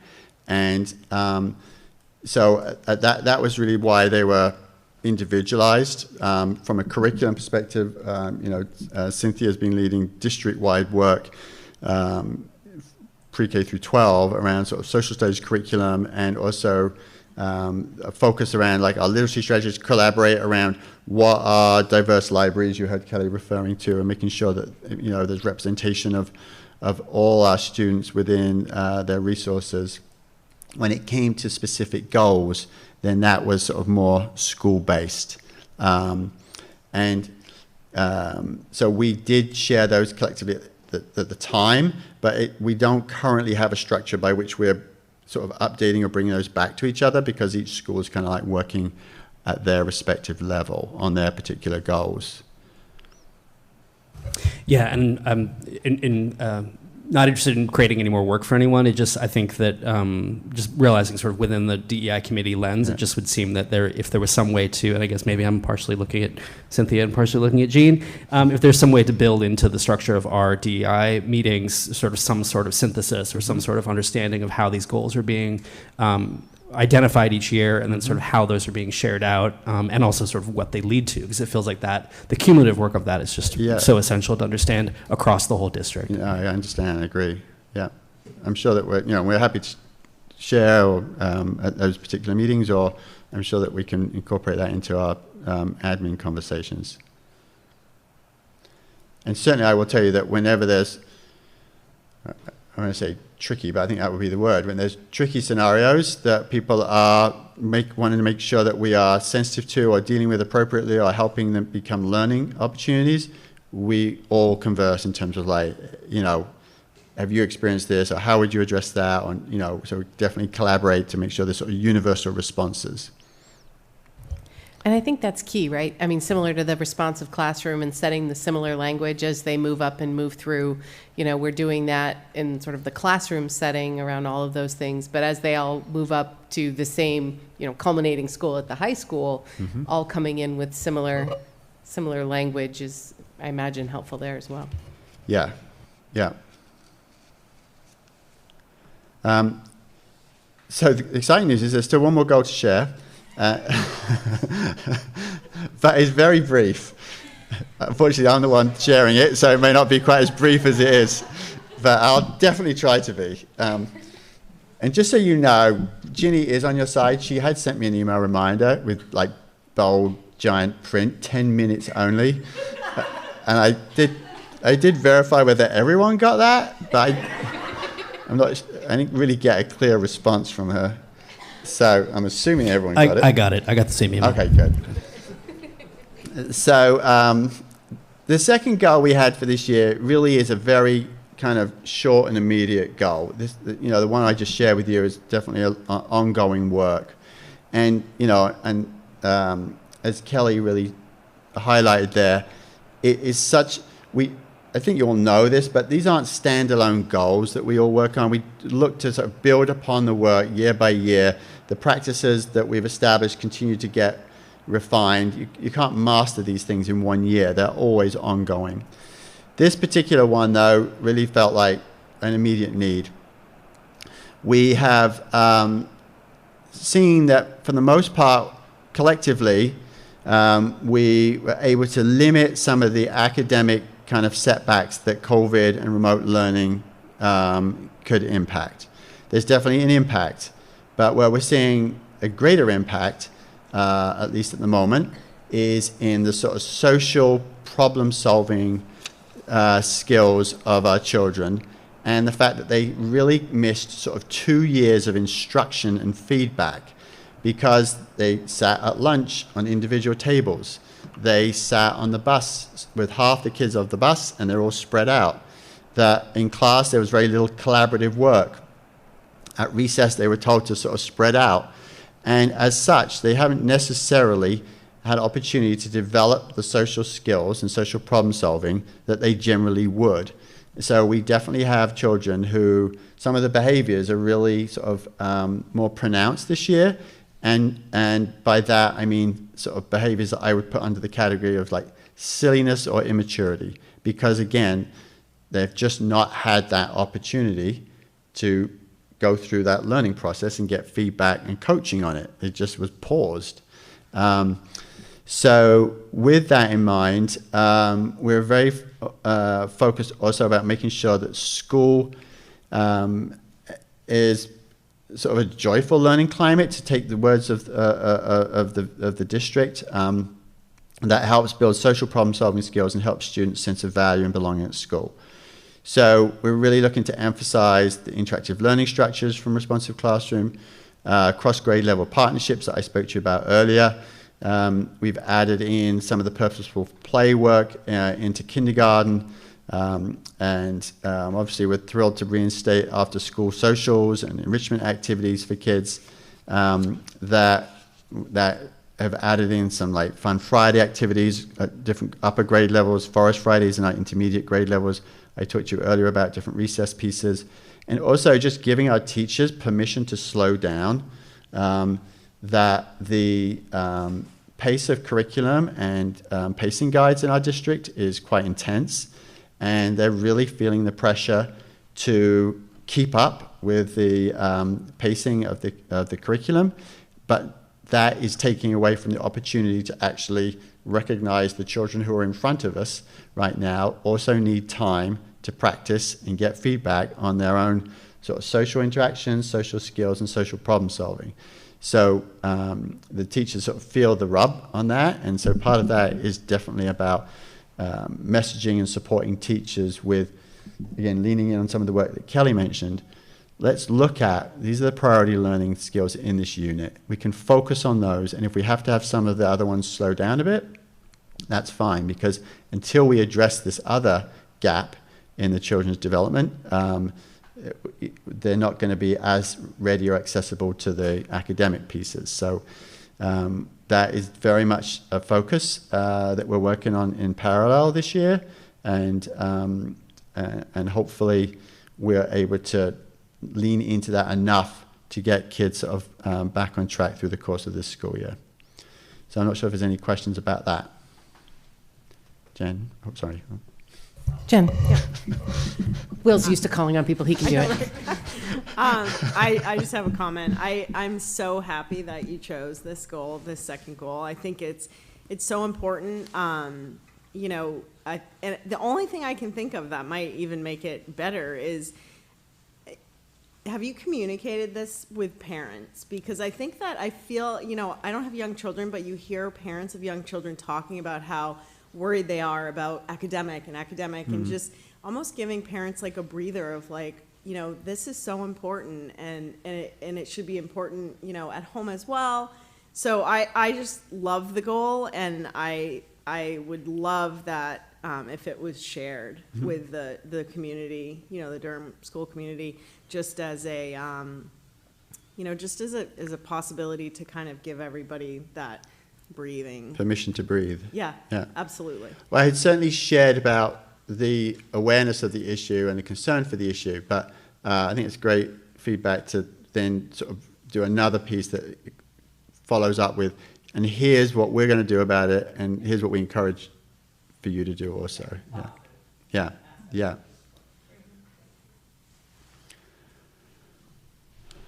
All right, that definitely was a little short of that one. That one was less than 10 minutes. Maybe that's what she meant, 10 minutes per goal? Per goal. No, you had 20 minutes for this one. I like to keep time, and you only were double. You only went 20, 20, okay. 220. It's okay. She knows better than to try and control us. We're seeing real progress on this, Will, so Thank you, I just want to... Really, my goal should be, right, to get lower, shorter. Deliver your goals on time. Yeah, in time. All right, well, thank you. Thanks. All right, so that is funny if she did email him that it was 10 minutes because it really was 20 on here. So she just cut your time in half just to, she knew you were going to double it anyway, so. Eventually I'll get 2 minutes. That's right. All right, so we will move on to item 10 on the agenda, board comments and committee reports. The first on here is board information exchange and agenda requests. So this is an opportunity. We have a couple of the committees specifically called out here, but if you are if you're a member of another committee, the wellness, sustainability, any number of other committees other than finance and policy, which are already on here, and want to share something with the board, we would love to hear about the work of those other committees that you'd like to share. Or if you have a request for information that you want the board to consider, or this is also an opportunity for folks who attended the MSMA conference, if there was something really meaningful and impactful that you took away from that you'd want to share with the board, this is a time where you could share that too.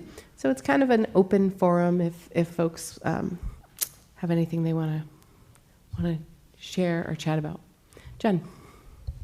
I just wanted to ask for some information or updates. I had sent an email to the board about the safety protocols, the ALICE training.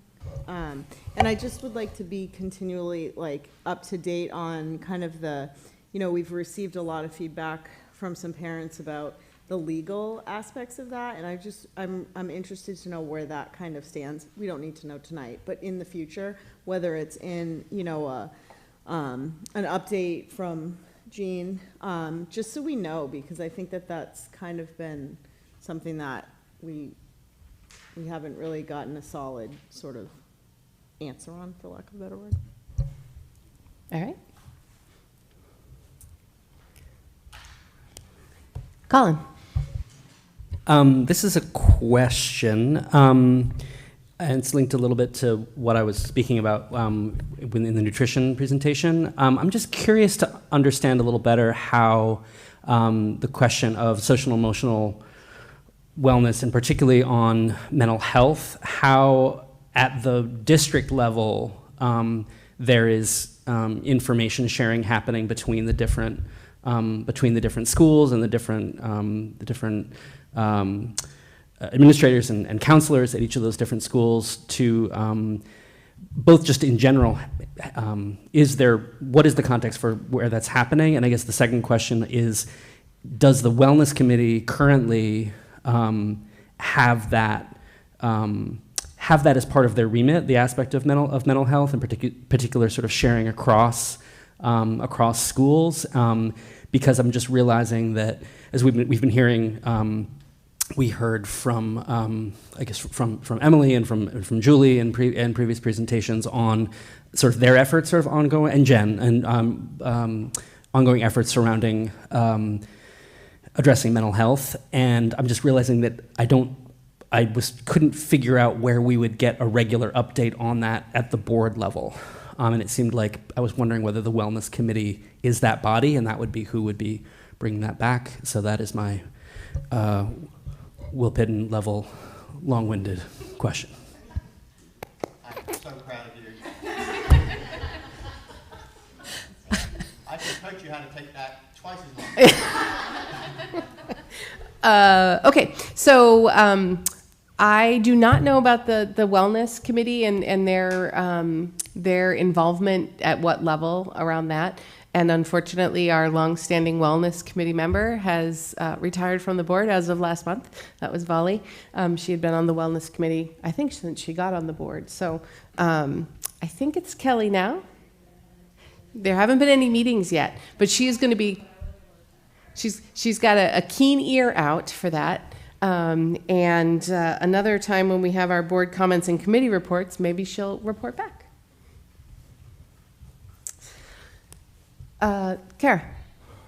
At the risk of saying that's what I was going to ask, that is very similar to what I was going to ask about, actually, is about having some sort of report on mental health services in the district, and also having a better understanding of what the school psychologist's role is in the district. I don't know if that's a presentation that we would receive from her. So we have had presentations in the past that talk about all the services that we deliver in the district. Obviously, we have new people on the board, so there's some new learning there. At a very minimum, we could get you the dates of when those ones happen, so you could at least see what we all have seen already in terms of the amount of services. But obviously, the last few years have heightened the focus and sort of intentionality around that. So. Around a full presentation, I can tell you that one of those for a board meeting generally takes weeks and months to develop. And it's one of those things that we kind of lay out ahead of time at our summer retreat to say, this is really important to us, and we want to get an update on that. And then the superintendent will work that into the work plan for the year. So I don't want to overpromise that we're going to see that in anytime soon, but we can certainly get you some resources in the meantime. Jen. That just made me think of that. That always seems like that would be very helpful to have kind of like I don't know who would do it, but a listing of certain things at meetings that we did, those types of presentations. Yeah. So new board members would be able to go back and look, because I remember that presentation and it was phenomenal. And I think it's still very applicable. Accurate. Yeah. And yeah, so that might be a great idea to have kind of a resource bank of those types of presentations that we've had. I can think of, even, there's other ones that I can't think of off the top of my head, but that are really good. Yeah. And would be good to look back on if Yeah. you missed it. And even, when Erin's talking about building a website around the wellness and the availability, and I mean, even there, having a link to to that meeting might be helpful. And Yeah. I mean, obviously there's other presentations that don't apply to wellness, but yeah, it's an interesting idea. Yeah. That's something that the communications committee could also talk about. Yeah, that's and not just for new board members, but for parents in the district Sure, too. yeah, Just might not. exactly, yeah. Colin. Yeah, and just in terms of your, to link my earlier question to what some of the presentations that we, or we and I attended at the MSMA conference in Augusta, not in August, in Augusta. I attended several very, very sobering presentations around suicide prevention and bullying that just drove very clearly the point home, sort of the how essential it is that how essential those services are, that the counseling services are, and also sort of our awareness in general of sort of of patterns and kind of communication around that. I think also another takeaway from that, in each of those contexts, the statistics around the disproportionate impact, if I can use that word, in both the area of suicide and in bullying, the impact on LGBTQ students, trans students, and students of color were again very sobering. So I think also, I think that was just also that's a sort of a linkage between the sort of DEI question and also this question of wellness. And I guess it's also at some of those intersections where I'm kind of curious how we can just be better aware, but also have a better understanding of what is currently happening, where the gaps might be in the schools currently. Yeah, I mean, your idea of how are they information sharing was a good. I mean, I had the same thought. I mean, I'm sure there are differences in every school, right? I mean, a pre-K 2 school is going to have different needs than a 6-8 school and a high school and everything in between. And I think there is a lot of diversity in the district, but I think what you'd find is there's also a lot of commonality. And sharing best practices is always a good idea. And I don't know where it's happening on the DEI side yet, but I can attest to the fact that it happens in so many other areas of this district. I would be really surprised if it didn't spill over and continue on with that, because that has always been a really interesting thing for me. An interesting thing about this district is its willingness to try different things in different schools, because everyone has a sort of different flavor or personality, each school does, but really sharing best practices, and this worked great and we should roll it out across the district, or this is probably better left where it is. So I hope that happens, and I'm guessing it will. Maddie. Yeah, in the time that I have been here, I've seen that increase exponentially, the amount of sharing that happens across the district, such that I didn't even ask Will, about the last goal, and well, are you talking to your other cohort, the other principals? Because I know you are. I know you're sharing that. I have great faith that that's happening. So I'm really pleased about that. But we are. Usually our tenure is much shorter than all of yours, so it's helpful for us to be reminded about where that's happening. I did not prepare. Usually I take notes about what I'm going to prepare from that conference, but Jean kind of did it for us with her update right after that October conference, which I thought was really, really great. We actually happened to attend a lot of the same ones, but I just wanted to comment on it anyway for those of you who are new. Just to put it in your calendar for next October, and please make every effort to go, because every time I've gone, it's just eye-opening. It makes me so grateful for what a collaborative board we have, how engaged our communities are with the schools, the respectful tone for the most part, like hugely the most part, that we have in our communities that we enjoy. That is not the case throughout the state. One of the big takeaways that I have, there were a lot of sessions dealing with challenges, legal challenges, public comment period, how to handle it when it gets unruly. There's some really stressful things that are not only difficult for administrators in other districts, but costly in terms of time and actual dollars, and it's been clear to me for a while now that we're facing real problems in education in our nation, but now it's even more clear why. It's really difficult to care about young people and educate young people in a culture that can be so corrosive. So I come away with gratitude for where we are, and it just deepens my resolve to keep things respectful and collegial as much as possible. And I did also just want to echo what you were talking about with the NAMI Maine presentations, and it is alarming. I think at that time they said there was not a single bed available in the state for young people who were in crisis. So for anyone listening at home who if you don't know that, now you do. We're in a time of real crisis in this state and in the country. And then as to the disproportionate impact on LGBTQIA plus students, one thing that I thought was really interesting was one of the women presenting from NAMI Maine talked about the use of gender-inclusive pronouns. And I had always sort of personally thought that was kind of a nice thing to do.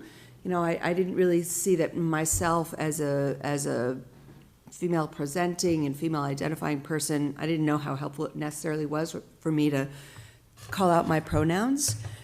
It can actually, it's important, because just by using those pronouns in a room full of young people, just doing that can create a feeling of safety for kids who may not otherwise feel safe in other environments. And that was a huge aha, like, oh wow, that's an important step. It's not just a nice to. So I wanted to share that as well, and I think that's it.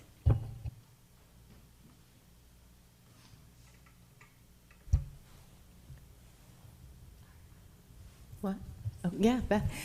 I was just going to jump in and say I didn't take a lot of notes and prepare anything from the conference, but I would just echo what Maddie said around making an effort to go, because every year that I've gone, I think I've learned some really incredible, important things. And again, even if it's just taking away and being grateful for what we have here. So I would echo that.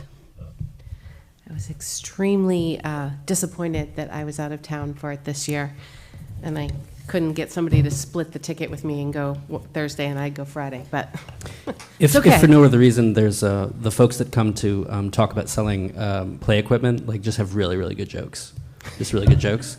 The vendors are interesting. Yeah, so just go for the jokes next year. And the muffins. Okay. So we will move on to Finance Committee. Beth. Well, we have had a couple of meetings. We added in an extra meeting just to work on our presentation. That is now not happening tonight. But we knew Will was on the agenda. We had to push it off. But Peggy is doing a great job still with all the minutes and keeping us up to date, really digging into the seemingly really large costs of copying that we were having or printing, and finding out the large difference between the color print price and the black and white price, and that even if you print something with a hyperlink that just has a blue thing, that it's charged the color price. So it's just something they're trying to raise awareness about, so people are, if you need something color, print it, but if you need, if it's just like a hyperlink or something, to make sure you set it to black and white. And yeah, we're just still seeing the solar credits come in to help with the CMP bills. And I don't know if we still haven't received clarification on the property and casualty increase yet. I think we're still waiting on that. Yeah, and then we added another meeting where we just worked on the cost sharing, and that's about it. Questions for Beth? Jill? I would just say, even though we didn't do the program today, I thought your notes on cost sharing were good, because I read through them several times. So thank you. We're just giving people a little more time to soak it all in. I was going to say, because I think the first time I started learning about the cost sharing was like at a meeting, and then it was like 2 meetings where we learned about it, and then we were going to vote on something, and it was really intimidating and scary. And so I think that was sort of my goal, is to make it something that is understandable, and obviously with Michelle and Maura's help, hopefully we achieve that, and we'll look forward to talking about it. And so, yes, spend time with it. If you have any questions, bring them to the next meeting. All right, policy, Maddie. I think that the first read and second read that we have today is fairly straightforward, and Cynthia will walk you through those. But I also wanted to let you know we're going to continue our work on ACAA, transgender and gender expansive students policy. We're getting some input from some other groups, I believe, before we further work on that. And also, this is not in your packet, but we had a conversation about a policy IJJ, instructional and library media materials selection. It's a mouthful. And the reason we had a conversation about that at the policy committee meeting is that is a real hot button legally right now. And it's taking up a lot of time in public comment, and you're seeing it in the newspaper pretty much every day about challenges to materials in school libraries. So one of the things we heard was make sure you have policy as to you know, how you select materials and make them available, and we do already, and it's well updated. But if there are if anybody has a question about materials in our libraries and they want to ask about it or even complain about it, there is a clear process outlined for that in policy IJJ, which you can find on our website. And I think it's important for all of you to know that as well, because you may have somebody come to you with a question and you can point them straight to that policy, and it's pretty clear. I just have one question. The ACAAA. Are we running out of like 4-letter ones? Because we're just like on A's. So is that that's not my question. Is that a new policy, or are you guys? I wasn't sure if you guys were reviewing an existing policy or you're writing a new policy. We're writing a new policy. And you guys are writing it, or did this come from MSMA as a draft, and you guys are tweaking it to the perfect? Okay, just that's all I had. All right, so with that, we will move on to the policies. I was instructed that Cynthia is no longer going through the policies. She said she doesn't want to get up anymore. Well, I can. But maybe I'll ask her this time not to go over them, but to tell us what's the protocol of what you'd like us to use for these now, just so we do it right.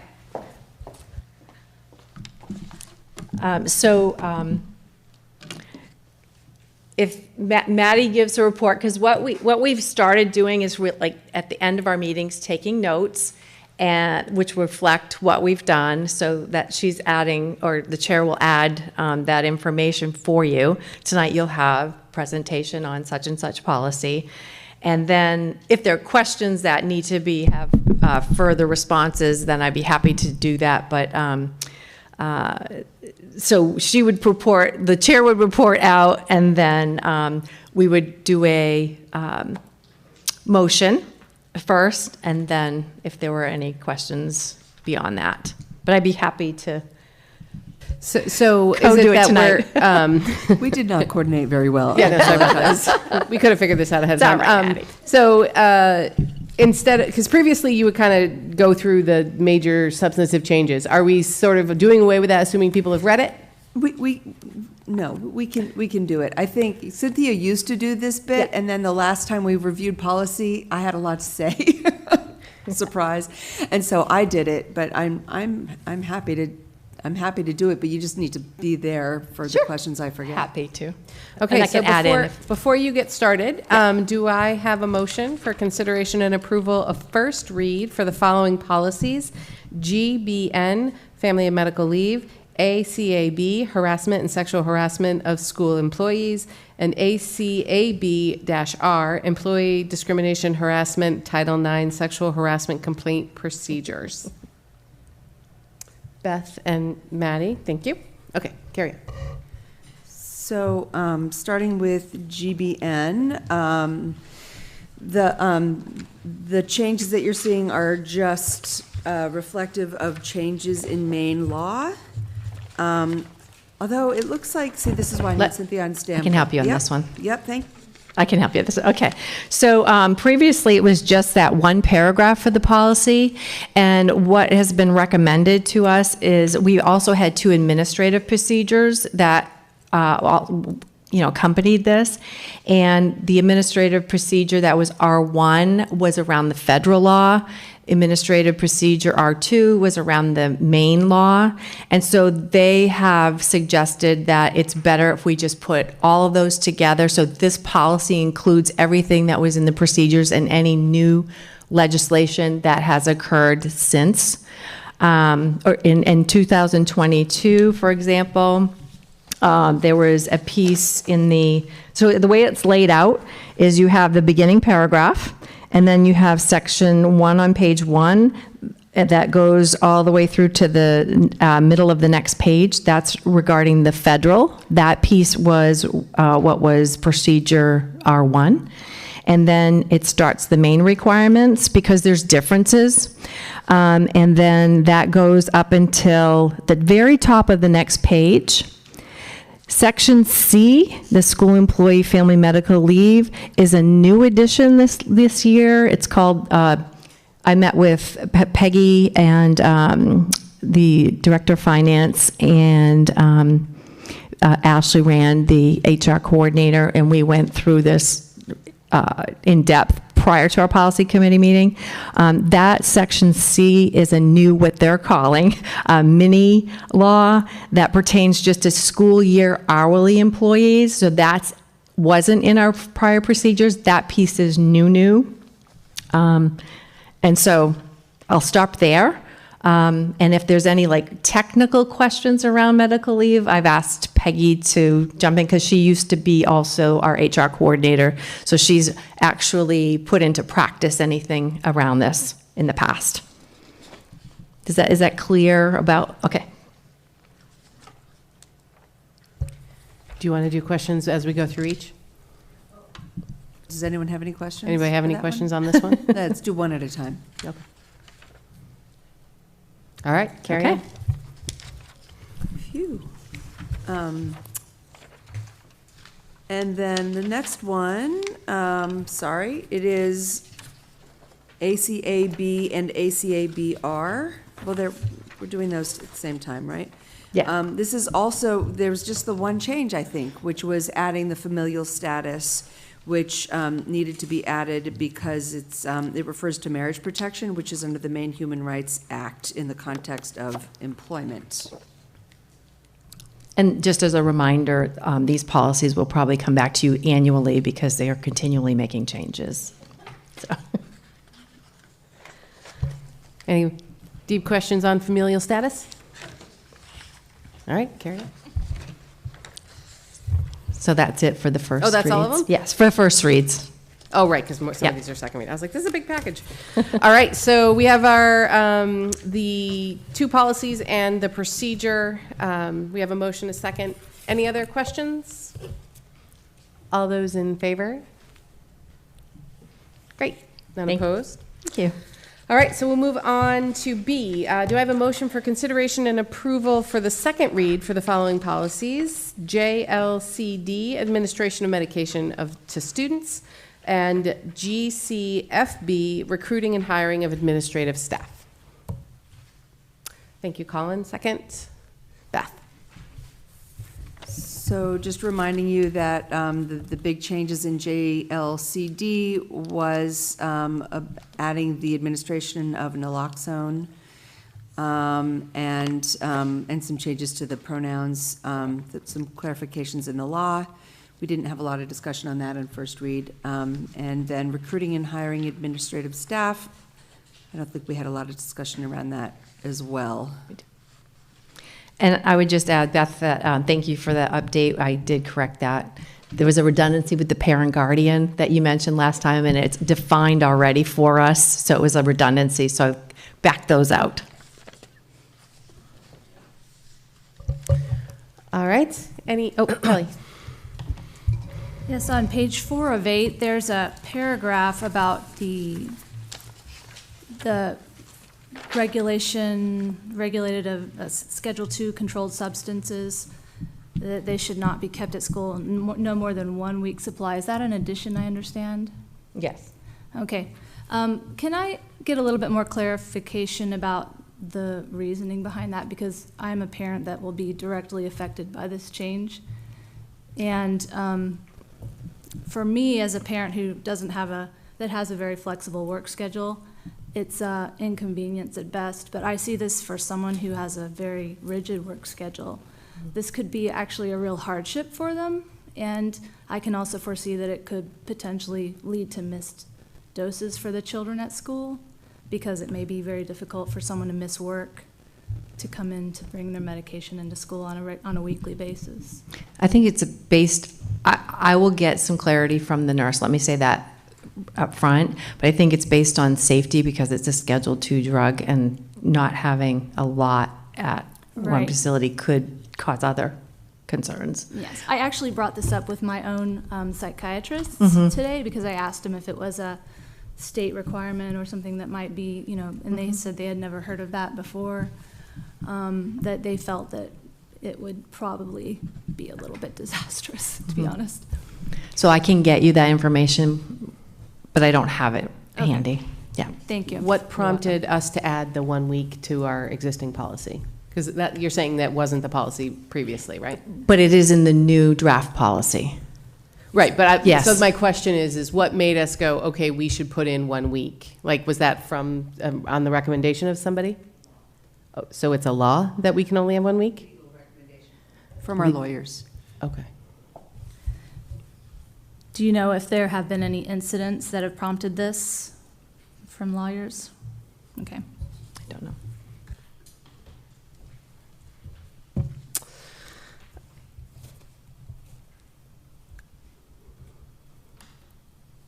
Yeah, so maybe if we can find out what the... Yeah, I can find out this week and get a communication to you. Yep. All right. Any further questions, comments on either of these? All right. Then we shall take a vote. All those in favor? Opposed? Okay, thank you. Thank you. Unfinished business, none. New business, postponed till next time. Stay tuned. And 14, we added 14A.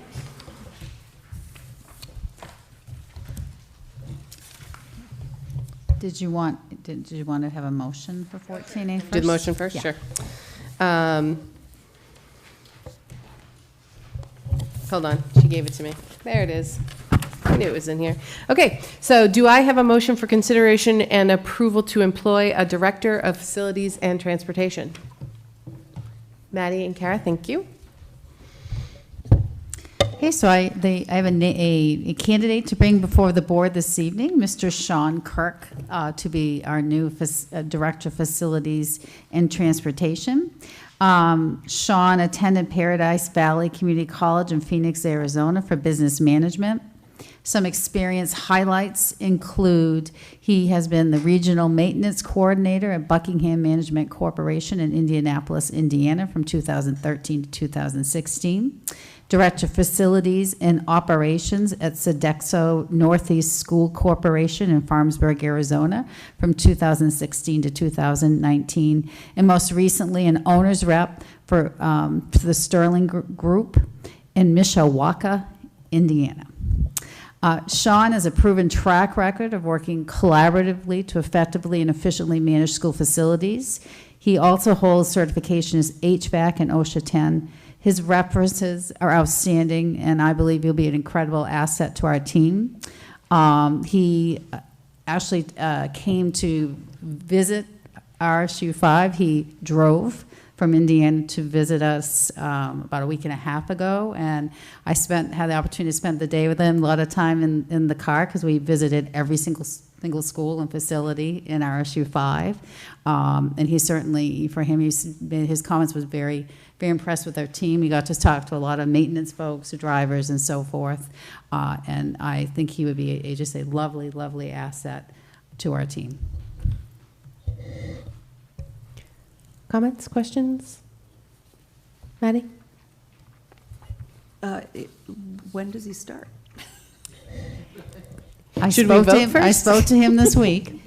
I did, and he's obviously, he's a detail-oriented person who was waiting for a final vote this evening, but he will be in his car driving to Maine and will be in our office on Monday morning, if we are approved this evening.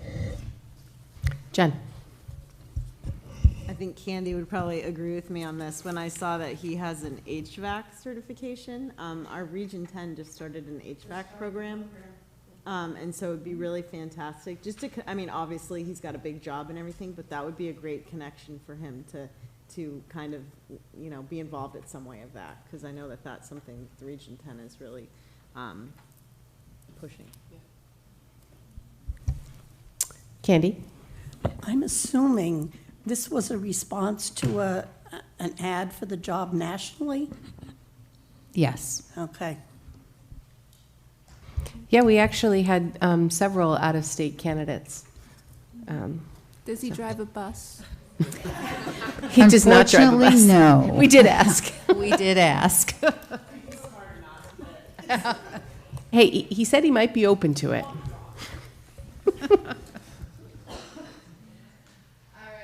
Any other questions, comments? So this, just as a reminder of how this process worked, that's a good point, Candy. So we had a committee that was formed. We had an administrator. We had bus drivers. We had maintenance. We had custodial staff. Jean, myself, community member. So it was, you know, I felt like we had a good pool of candidates, and I think Sean is going to be a great addition to the team. So. All right. All those in favor? Great. None opposed. Welcome, Sean, if you're watching at home. All right. So then we will move on to our final public comment. Will drove the public away. So. I speak on their behalf. Yeah. All right. Quick motion to adjourn. Jill's always willing to make the motion to adjourn. And Candy, thank you. All those in favor? Great. Thanks very much, guys.